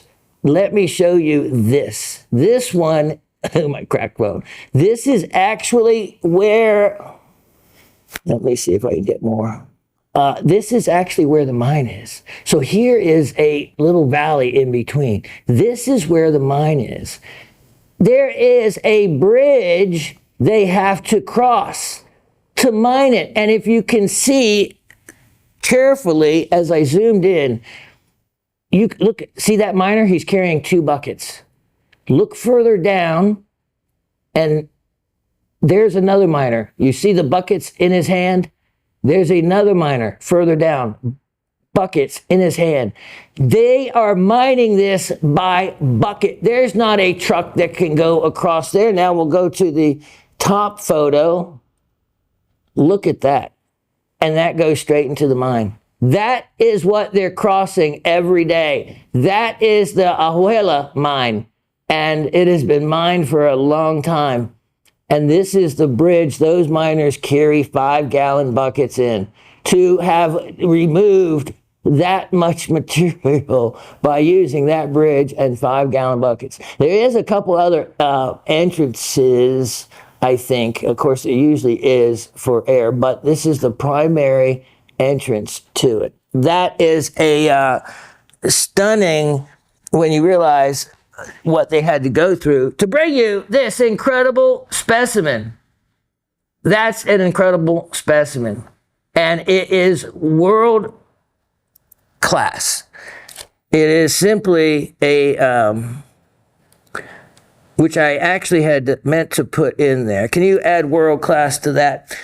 It is a specimen that, with the window pane formation, that picture out of all the wolfenites from across the world was the only one with that really thin yellow window pane formation. This is a remarkable specimen. Look at, see what I mean by the beautiful, even the Gaussian matrix has a beautiful formation.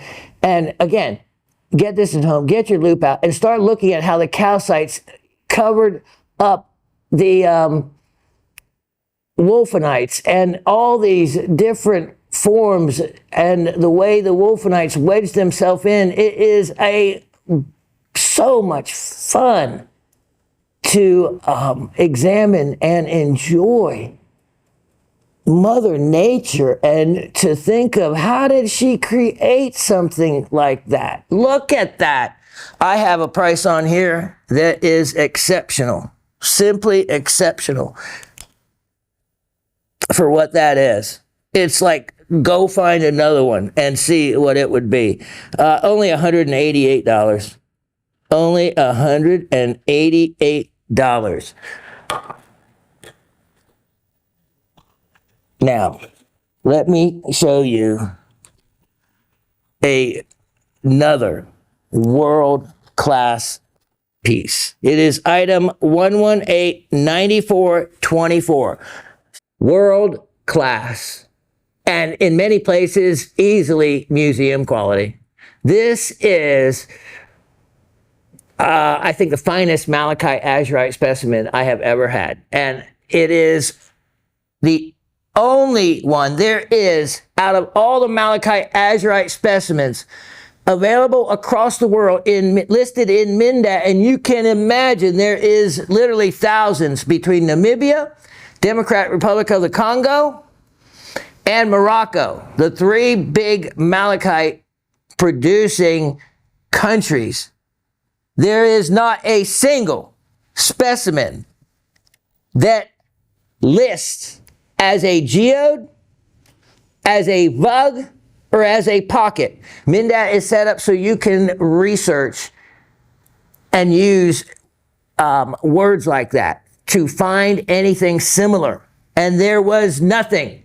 And you may see this as one dimension, but in a moment you're going to see that it is a true geode. There is no other geode. This easily would be an impressive piece listed in Mindat, and I had always wanted to, because it would be the only one of its kind.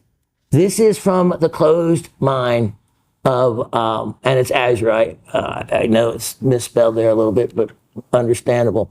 The Sumed mine closed in 1996 for economic reasons. It has been producing since it was discovered in 1893.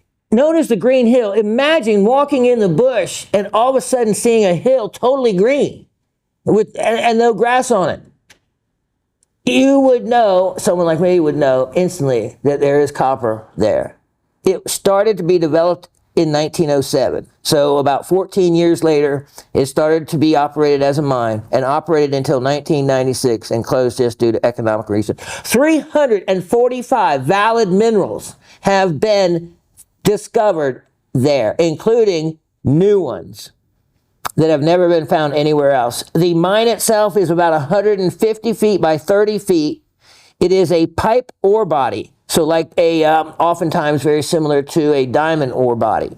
A pipe ore body, and goes over 3,000 feet deep at a steep decline.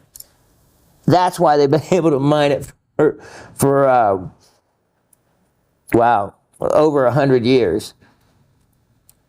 Check this out. Look at the azurites and then the botryoidal malachite on the roof, or whichever way it grew.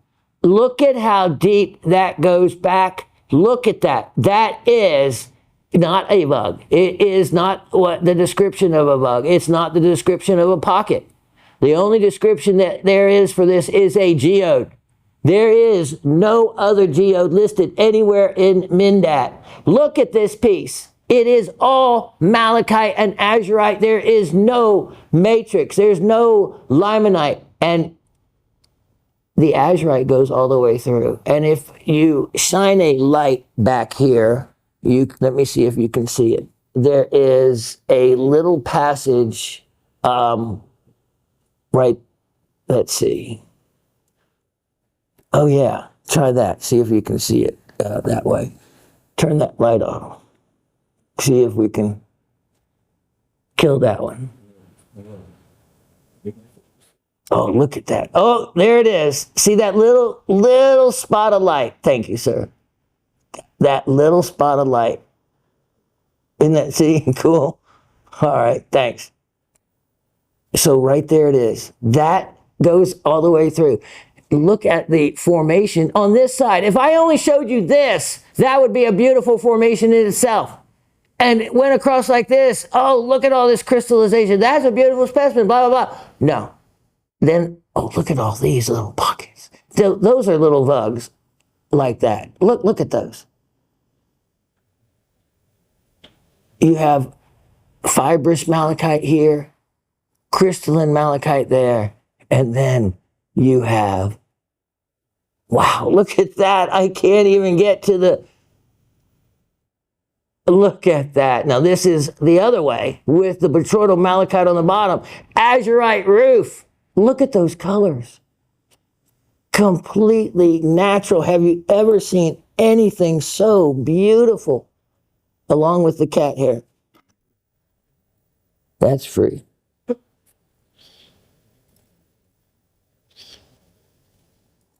Look at that. Look at that. It is in remarkable, pristine condition. All of these crystals, all of the botryoidal malachite. Look at how aesthetically attractive there is. There's other formations in here I haven't even looked at well.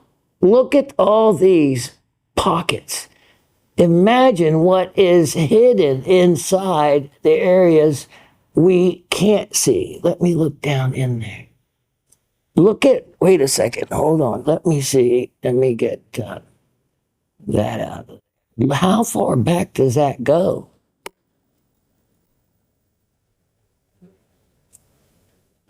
Wow. Oh, yeah. Look at how deep that goes back in there. There is so much exploration left to be done, and I am sure there is more than azurite and malachite in this specimen. There is not a bad way to display this, because in every angle, if you really love rocks and minerals, you will even find this interesting. There is crystallization. I can tell that looks like olivenite. Look it up. Olivenite. Olivenite. It is a lighter color mineral that is often found. Look at that. Look at that one area. I could go on, but I have other things I need to show you. This is a truly world-class specimen. It displays on its own wonderfully in so many different angles. That is, in every way, a item that would stand out in anybody's collection.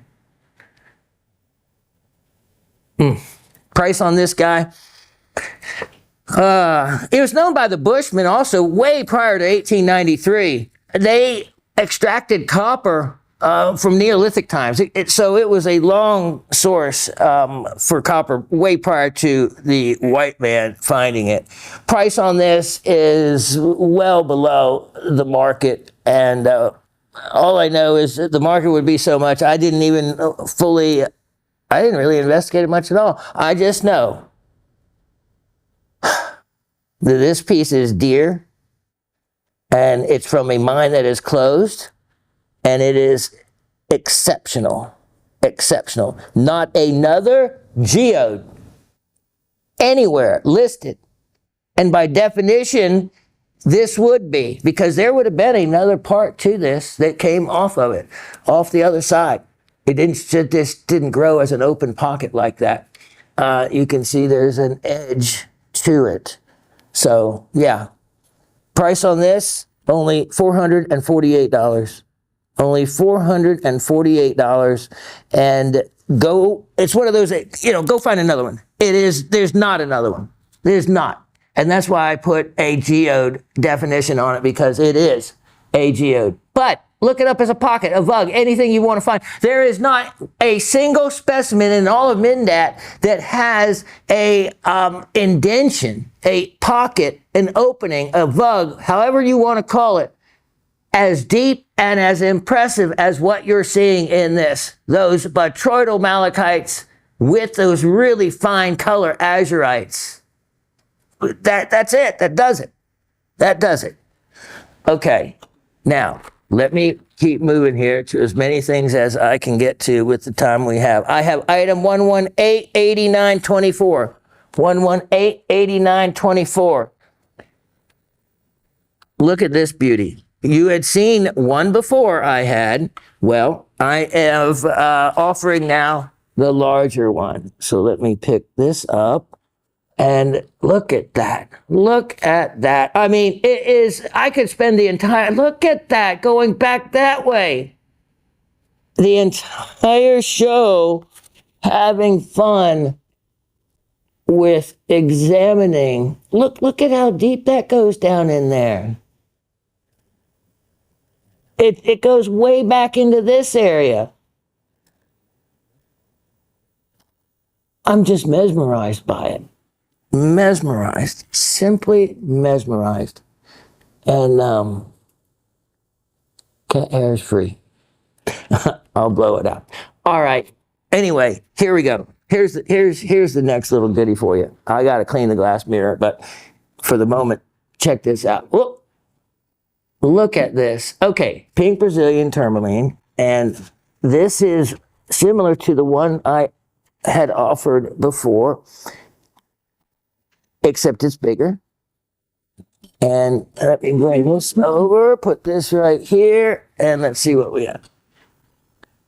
All right, look at this, and then look at the facet grade quality to a large portion of it.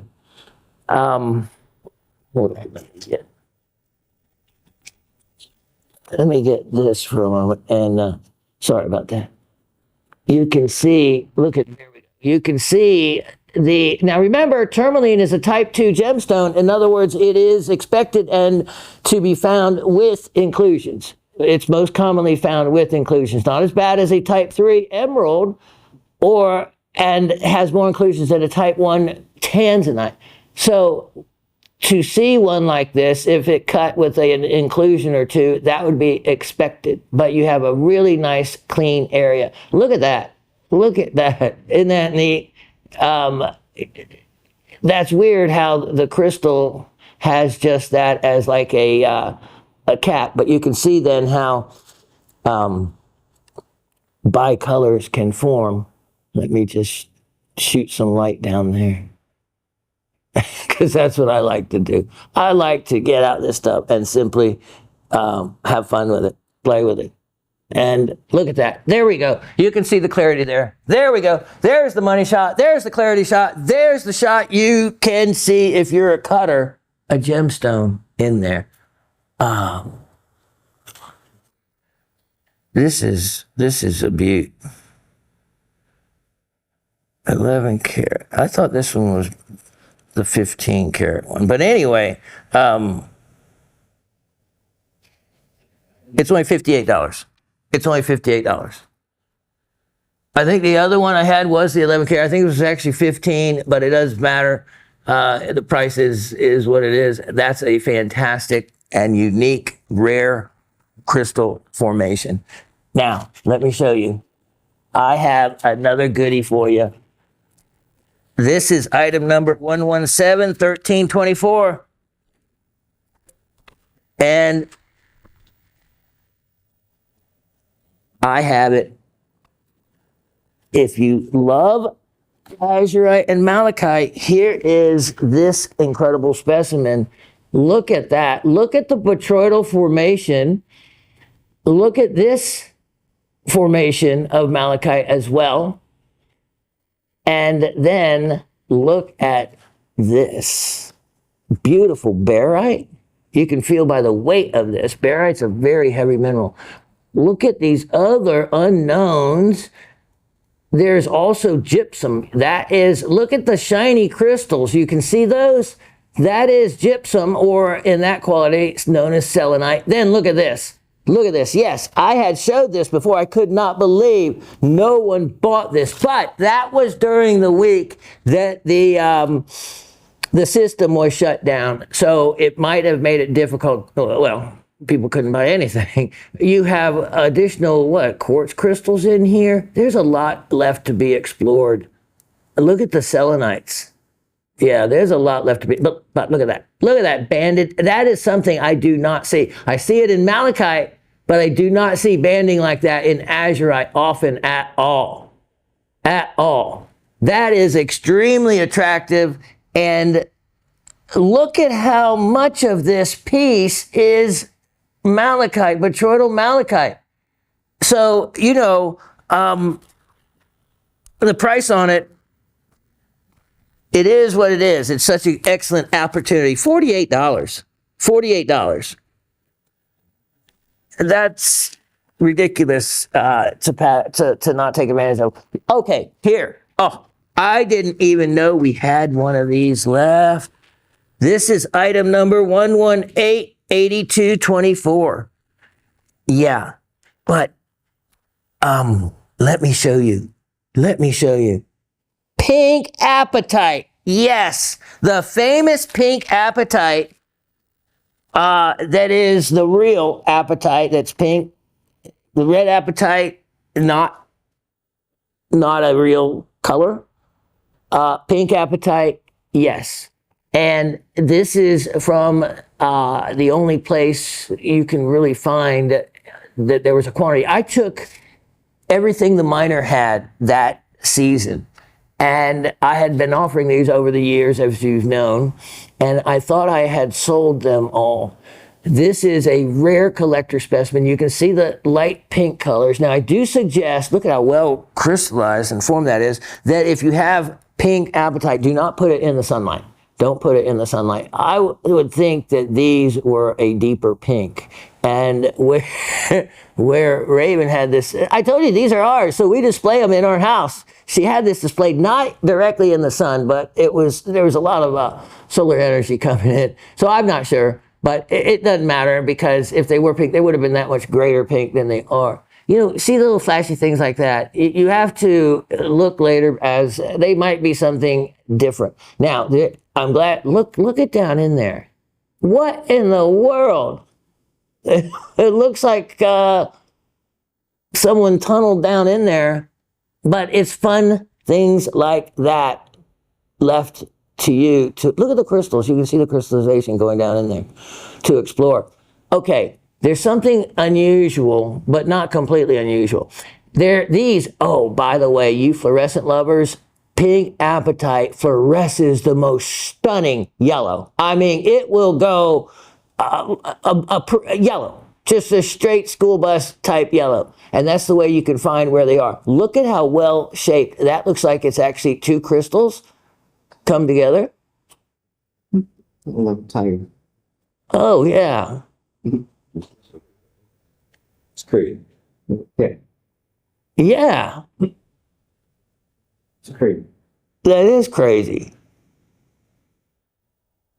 Look at the shape. Look at the hexagonal shape they form in. Look at how perfect that is. And then let me show you. Look at how deep this crystal is. There's no telling how far down that crystal actually goes.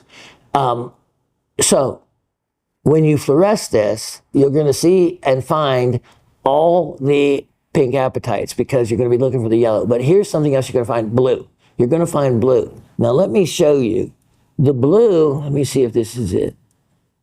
Yeah, this is it. I can actually push, and I won't do it because I don't want to mess up anyone's specimen. I can push my tweezer into that. There's also, look at this. There's another crystal of something. There's also blue on either side of this crystal that fluoresces. Now, there's just small little areas. It feels and looks like wax, but doing some research, there are minerals that will actually, they call them, they decompose to what they call gelatinous, a gelatinous nature. And I did not remove them and do not believe they are wax. I believe them to be a mineral that is decomposed to a wax type of formation. And it is, there would be no reason to use wax in that kind of situation. So I didn't remove it. Look into that. If you wanted to, it's easy for you to remove it after the fact. But if it's something really cool and that it decomposed to a gelatinous or wax type form, that would be crazy for me to remove it. Okay, look, you can see how big that crystal is to my thumb. These are large. This is muscovite mica. This is a stunning specimen. There's no telling what is hidden underneath a lot of this other matrix type material. I am sure additional goodies are yet to be found. This is a cabinet size piece for quality and also for rarity. You have two nice, well-formed. Also, there's another crystal, I think, on the side. Anyway, I'm going to leave it to you to find them. Those are impressive enough. And the price on this also, and especially if you're a fluorescent collector, you're going to want to collect this. These are crystals for a mineral that turns completely yellow, from pink to yellow, in the brightest of fashions. It is a fluorescent lover's dream. So that size, everything, it would be, well, you can do your homework and see how much something like that would go for. My price on this is only $188. $188 on that. And you will not be disappointed in its rarity. Let me show you something else really rare. Item number 1189324. 1189324. All right. Excuse my mess right there. I just want to keep showing going and not clean it up. Okay, this is a old opportunity. This piece of tape, you might want to leave there or fix it. I don't know why. It wasn't me. Someone used tape which tears off the outside of the part of the Riker mount box. The green labels do not. My green labels do not rip off. Okay, so I have this just as an outer covering to not scratch the glass, because what we have is something harder than 5.5. It is agate. Agate is a hardness of 7 because it's a type of quartz. Look at this. It is a label. This is the rare. No longer open, or I guess available. It is extinct. Ballast Point, where the agatized coral. When I was working at the Harris Rock Shop in Sarasota, Florida in 1972. Well, actually I started working in around 73 and 74. You saw the picture in the newspaper. I was working there then, and that was dated 74. So they used to get in Tampa Bay coral at the time. So then Ballast Point, it was being mined, so to speak, and in burlap sacks. That stuff was really sharp. But it was always in a type coral form compared to the Withlacoochee material, which it wasn't in a branch form. You can see this is still part of a branch coral. Imagine, though, I have walked over many rocks on the beach that looked just like this. Can you imagine walking over what was on the inside? Look at that. And I didn't check this, but most likely there'll be a fluorescent chalcedony band. That is a blue color to that. That is a desirable color. You can see blue on the edge there. This is a very, very desirable Tampa Bay coral. And look at how the patterns go back underneath the edge of that. That's kind of neat. Beautiful, beautiful transparency. This is like, look at that, transparent. You can see the botryoidal nature to it when you do that. And that's also how you can tell natural chalcedony, is it'll leave behind those botryoidal formations in the cut stone. So anyway, you get this labeled box with the Tampa Bay coral, not with Withlacoochee. This is way more rare. And I have it with the Riker mount box and everything for a discounted price of only $38. $38. That is a deal. I'll put the pins back together later. Let me show you item number 1188624. 1188624. Take a look at what I have here for you. Now, these I have not brought out. These are my personal pieces. Yes, sir. It's the item number again is 1188624. Let me get my glasses. Let me get my loop. 1188624. Yeah, there you go. You got it. Look at this. Let me clean this off just a wee little bit. This is triplite, but it's triplite at the best. I know triplite does not ever form well-formed crystals. This is about as good as it gets. But look at this. These I did take out of the parcels at the beginning. I kept a few that I came across that were outstanding. Look at this. This is, it looks pretty close to facet grade. You can see the orangey pink color tones to this material. And Anthony had cut a 44-point stone out of one of the triplites. And sent me a picture. It was a great stone out of one of the pieces that he got. Triplite per carat, big money, big money. And so this is the like the gem quality, but this is all triplite that you see. You can see through here. Look at that band of color. That is, look at that. What's on the inside of this? Look at that. That's why I kept these, because look at the depth of color.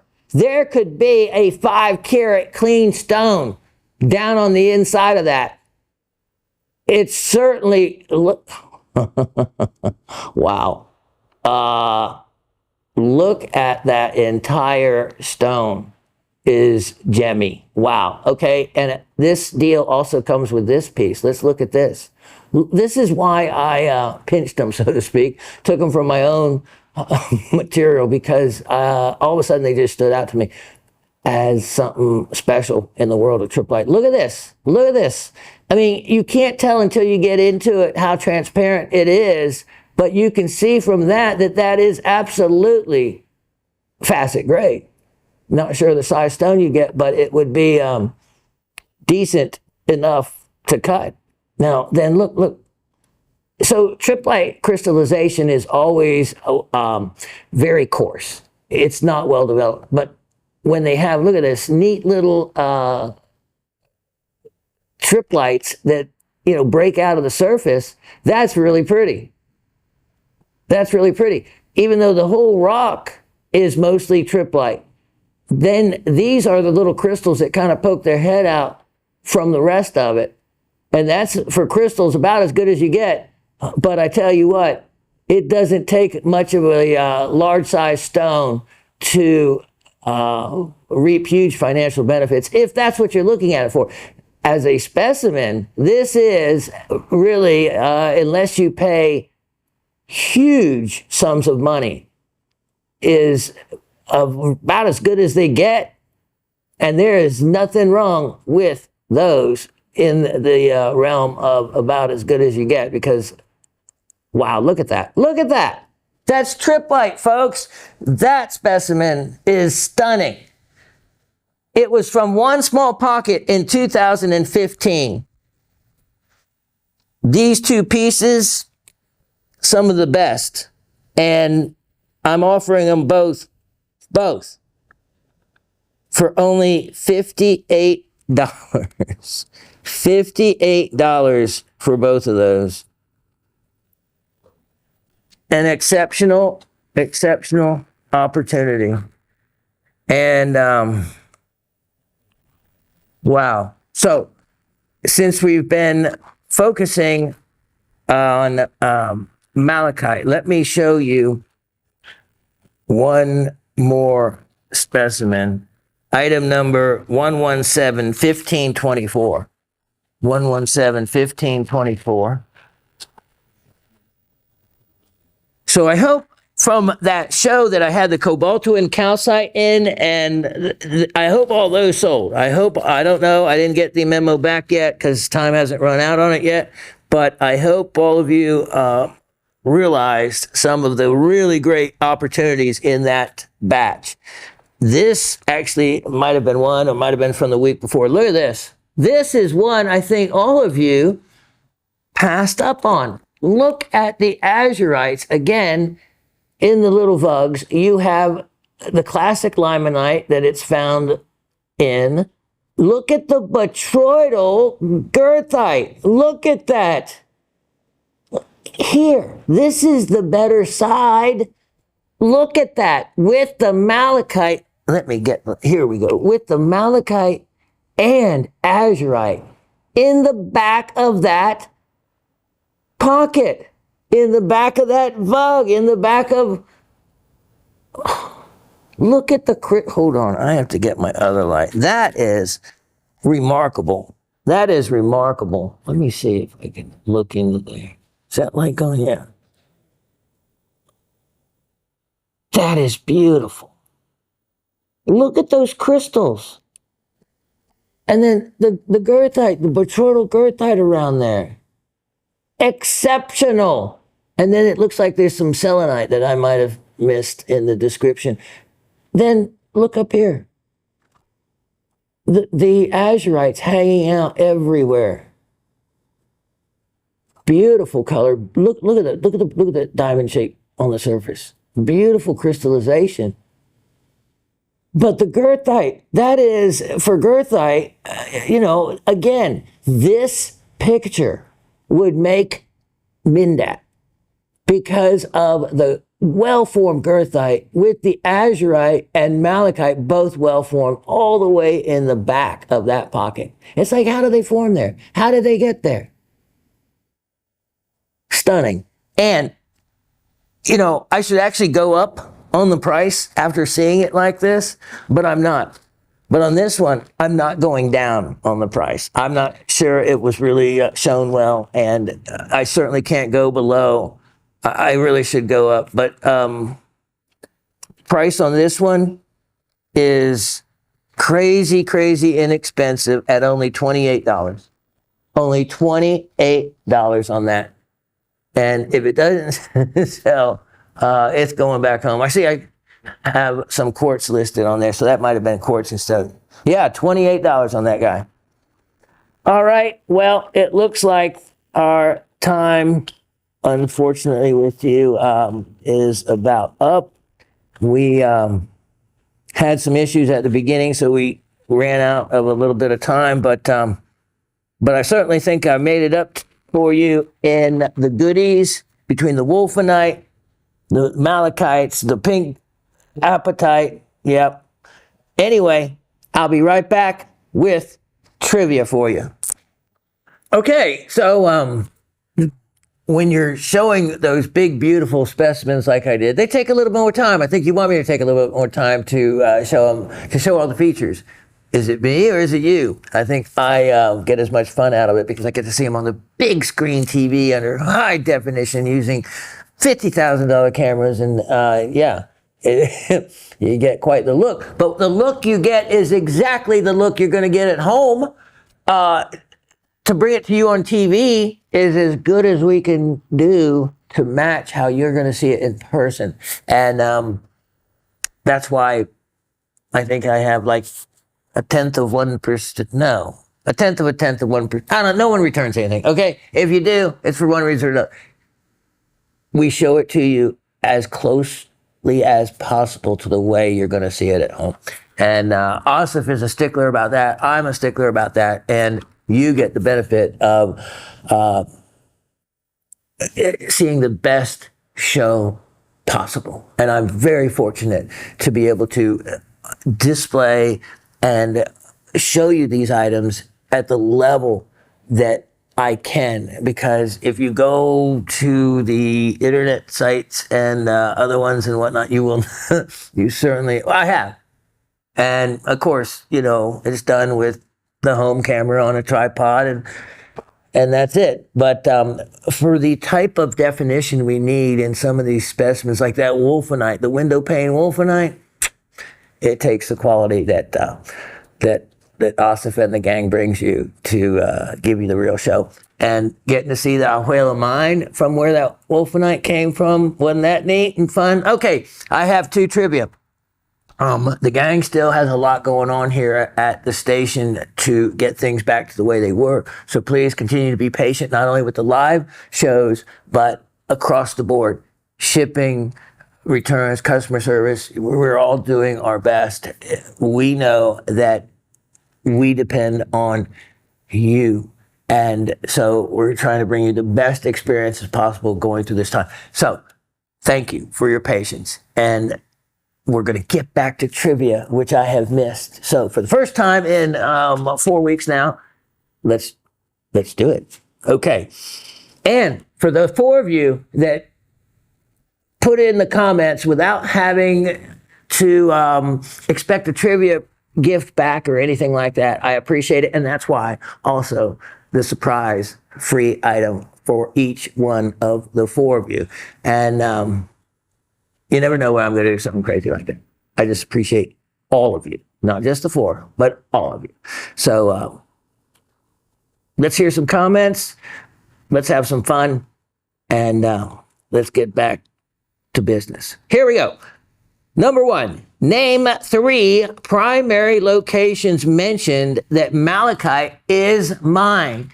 So name 3, I guess I should say, name 3 countries that were mentioned that are major producers of malachite and azurite, but we'll just stick with malachite is enough. Okay, so that's the first one. Question number 2, name 3 minerals shown that were a botryoidal form. So you can look that word up, but the botryoidal, in case you forgot, is that rounded, domed type of formation. And the surface can be smooth or it can be prickly like little crystals. That's what we're looking for. Name 3 minerals. Now, when you get to the trivia part, that's when the rules and fairness state that you, after reading the questions, you can't go back and look at any of the show. But before, in other words, when I say, okay, trivia's coming up, before you get to the questions, you can go back and watch the show as many times as you want. You can take all the notes that you want. I give away pretty decent trivia gifts, or so I've been told. So I try to be as fair as possible. And I want winners because I want you to take in and learn. And if you do things and go back and look after reading trivia, well, that's not learning. That's not learning. So watch the show with the idea of, you don't have to memorize the show, but with the idea of getting something back out of it. And the trivia is just a fun part. If you're wrong, it doesn't matter. There's really no wrong answer. There really isn't, because trying is always the right answer. And that's all anyone can expect from anyone. And yeah. Okay. So thank you. I guess, let's see, summer solstice is coming up. I'm thinking about the other dates between now and when I'm going to see you next. Either way, it's hot. Stay cool. Stay calm. They say 92 degrees is the exact temperature where the maximum number of crimes, murders, and violence occurs. After above that, it's too hot. People don't want to do anything. Below that temperature, everyone's kind of calm and cool, but there's a certain point. And that certain point happens to be a point that most of the nation is going to be under. So just everyone keep your calm, keep your cool, and enjoy being above the ground while you're enjoying the rocks and minerals coming from below the ground. God bless all of you. Love all of you. Thank you so much. And I'm going to see you next Monday.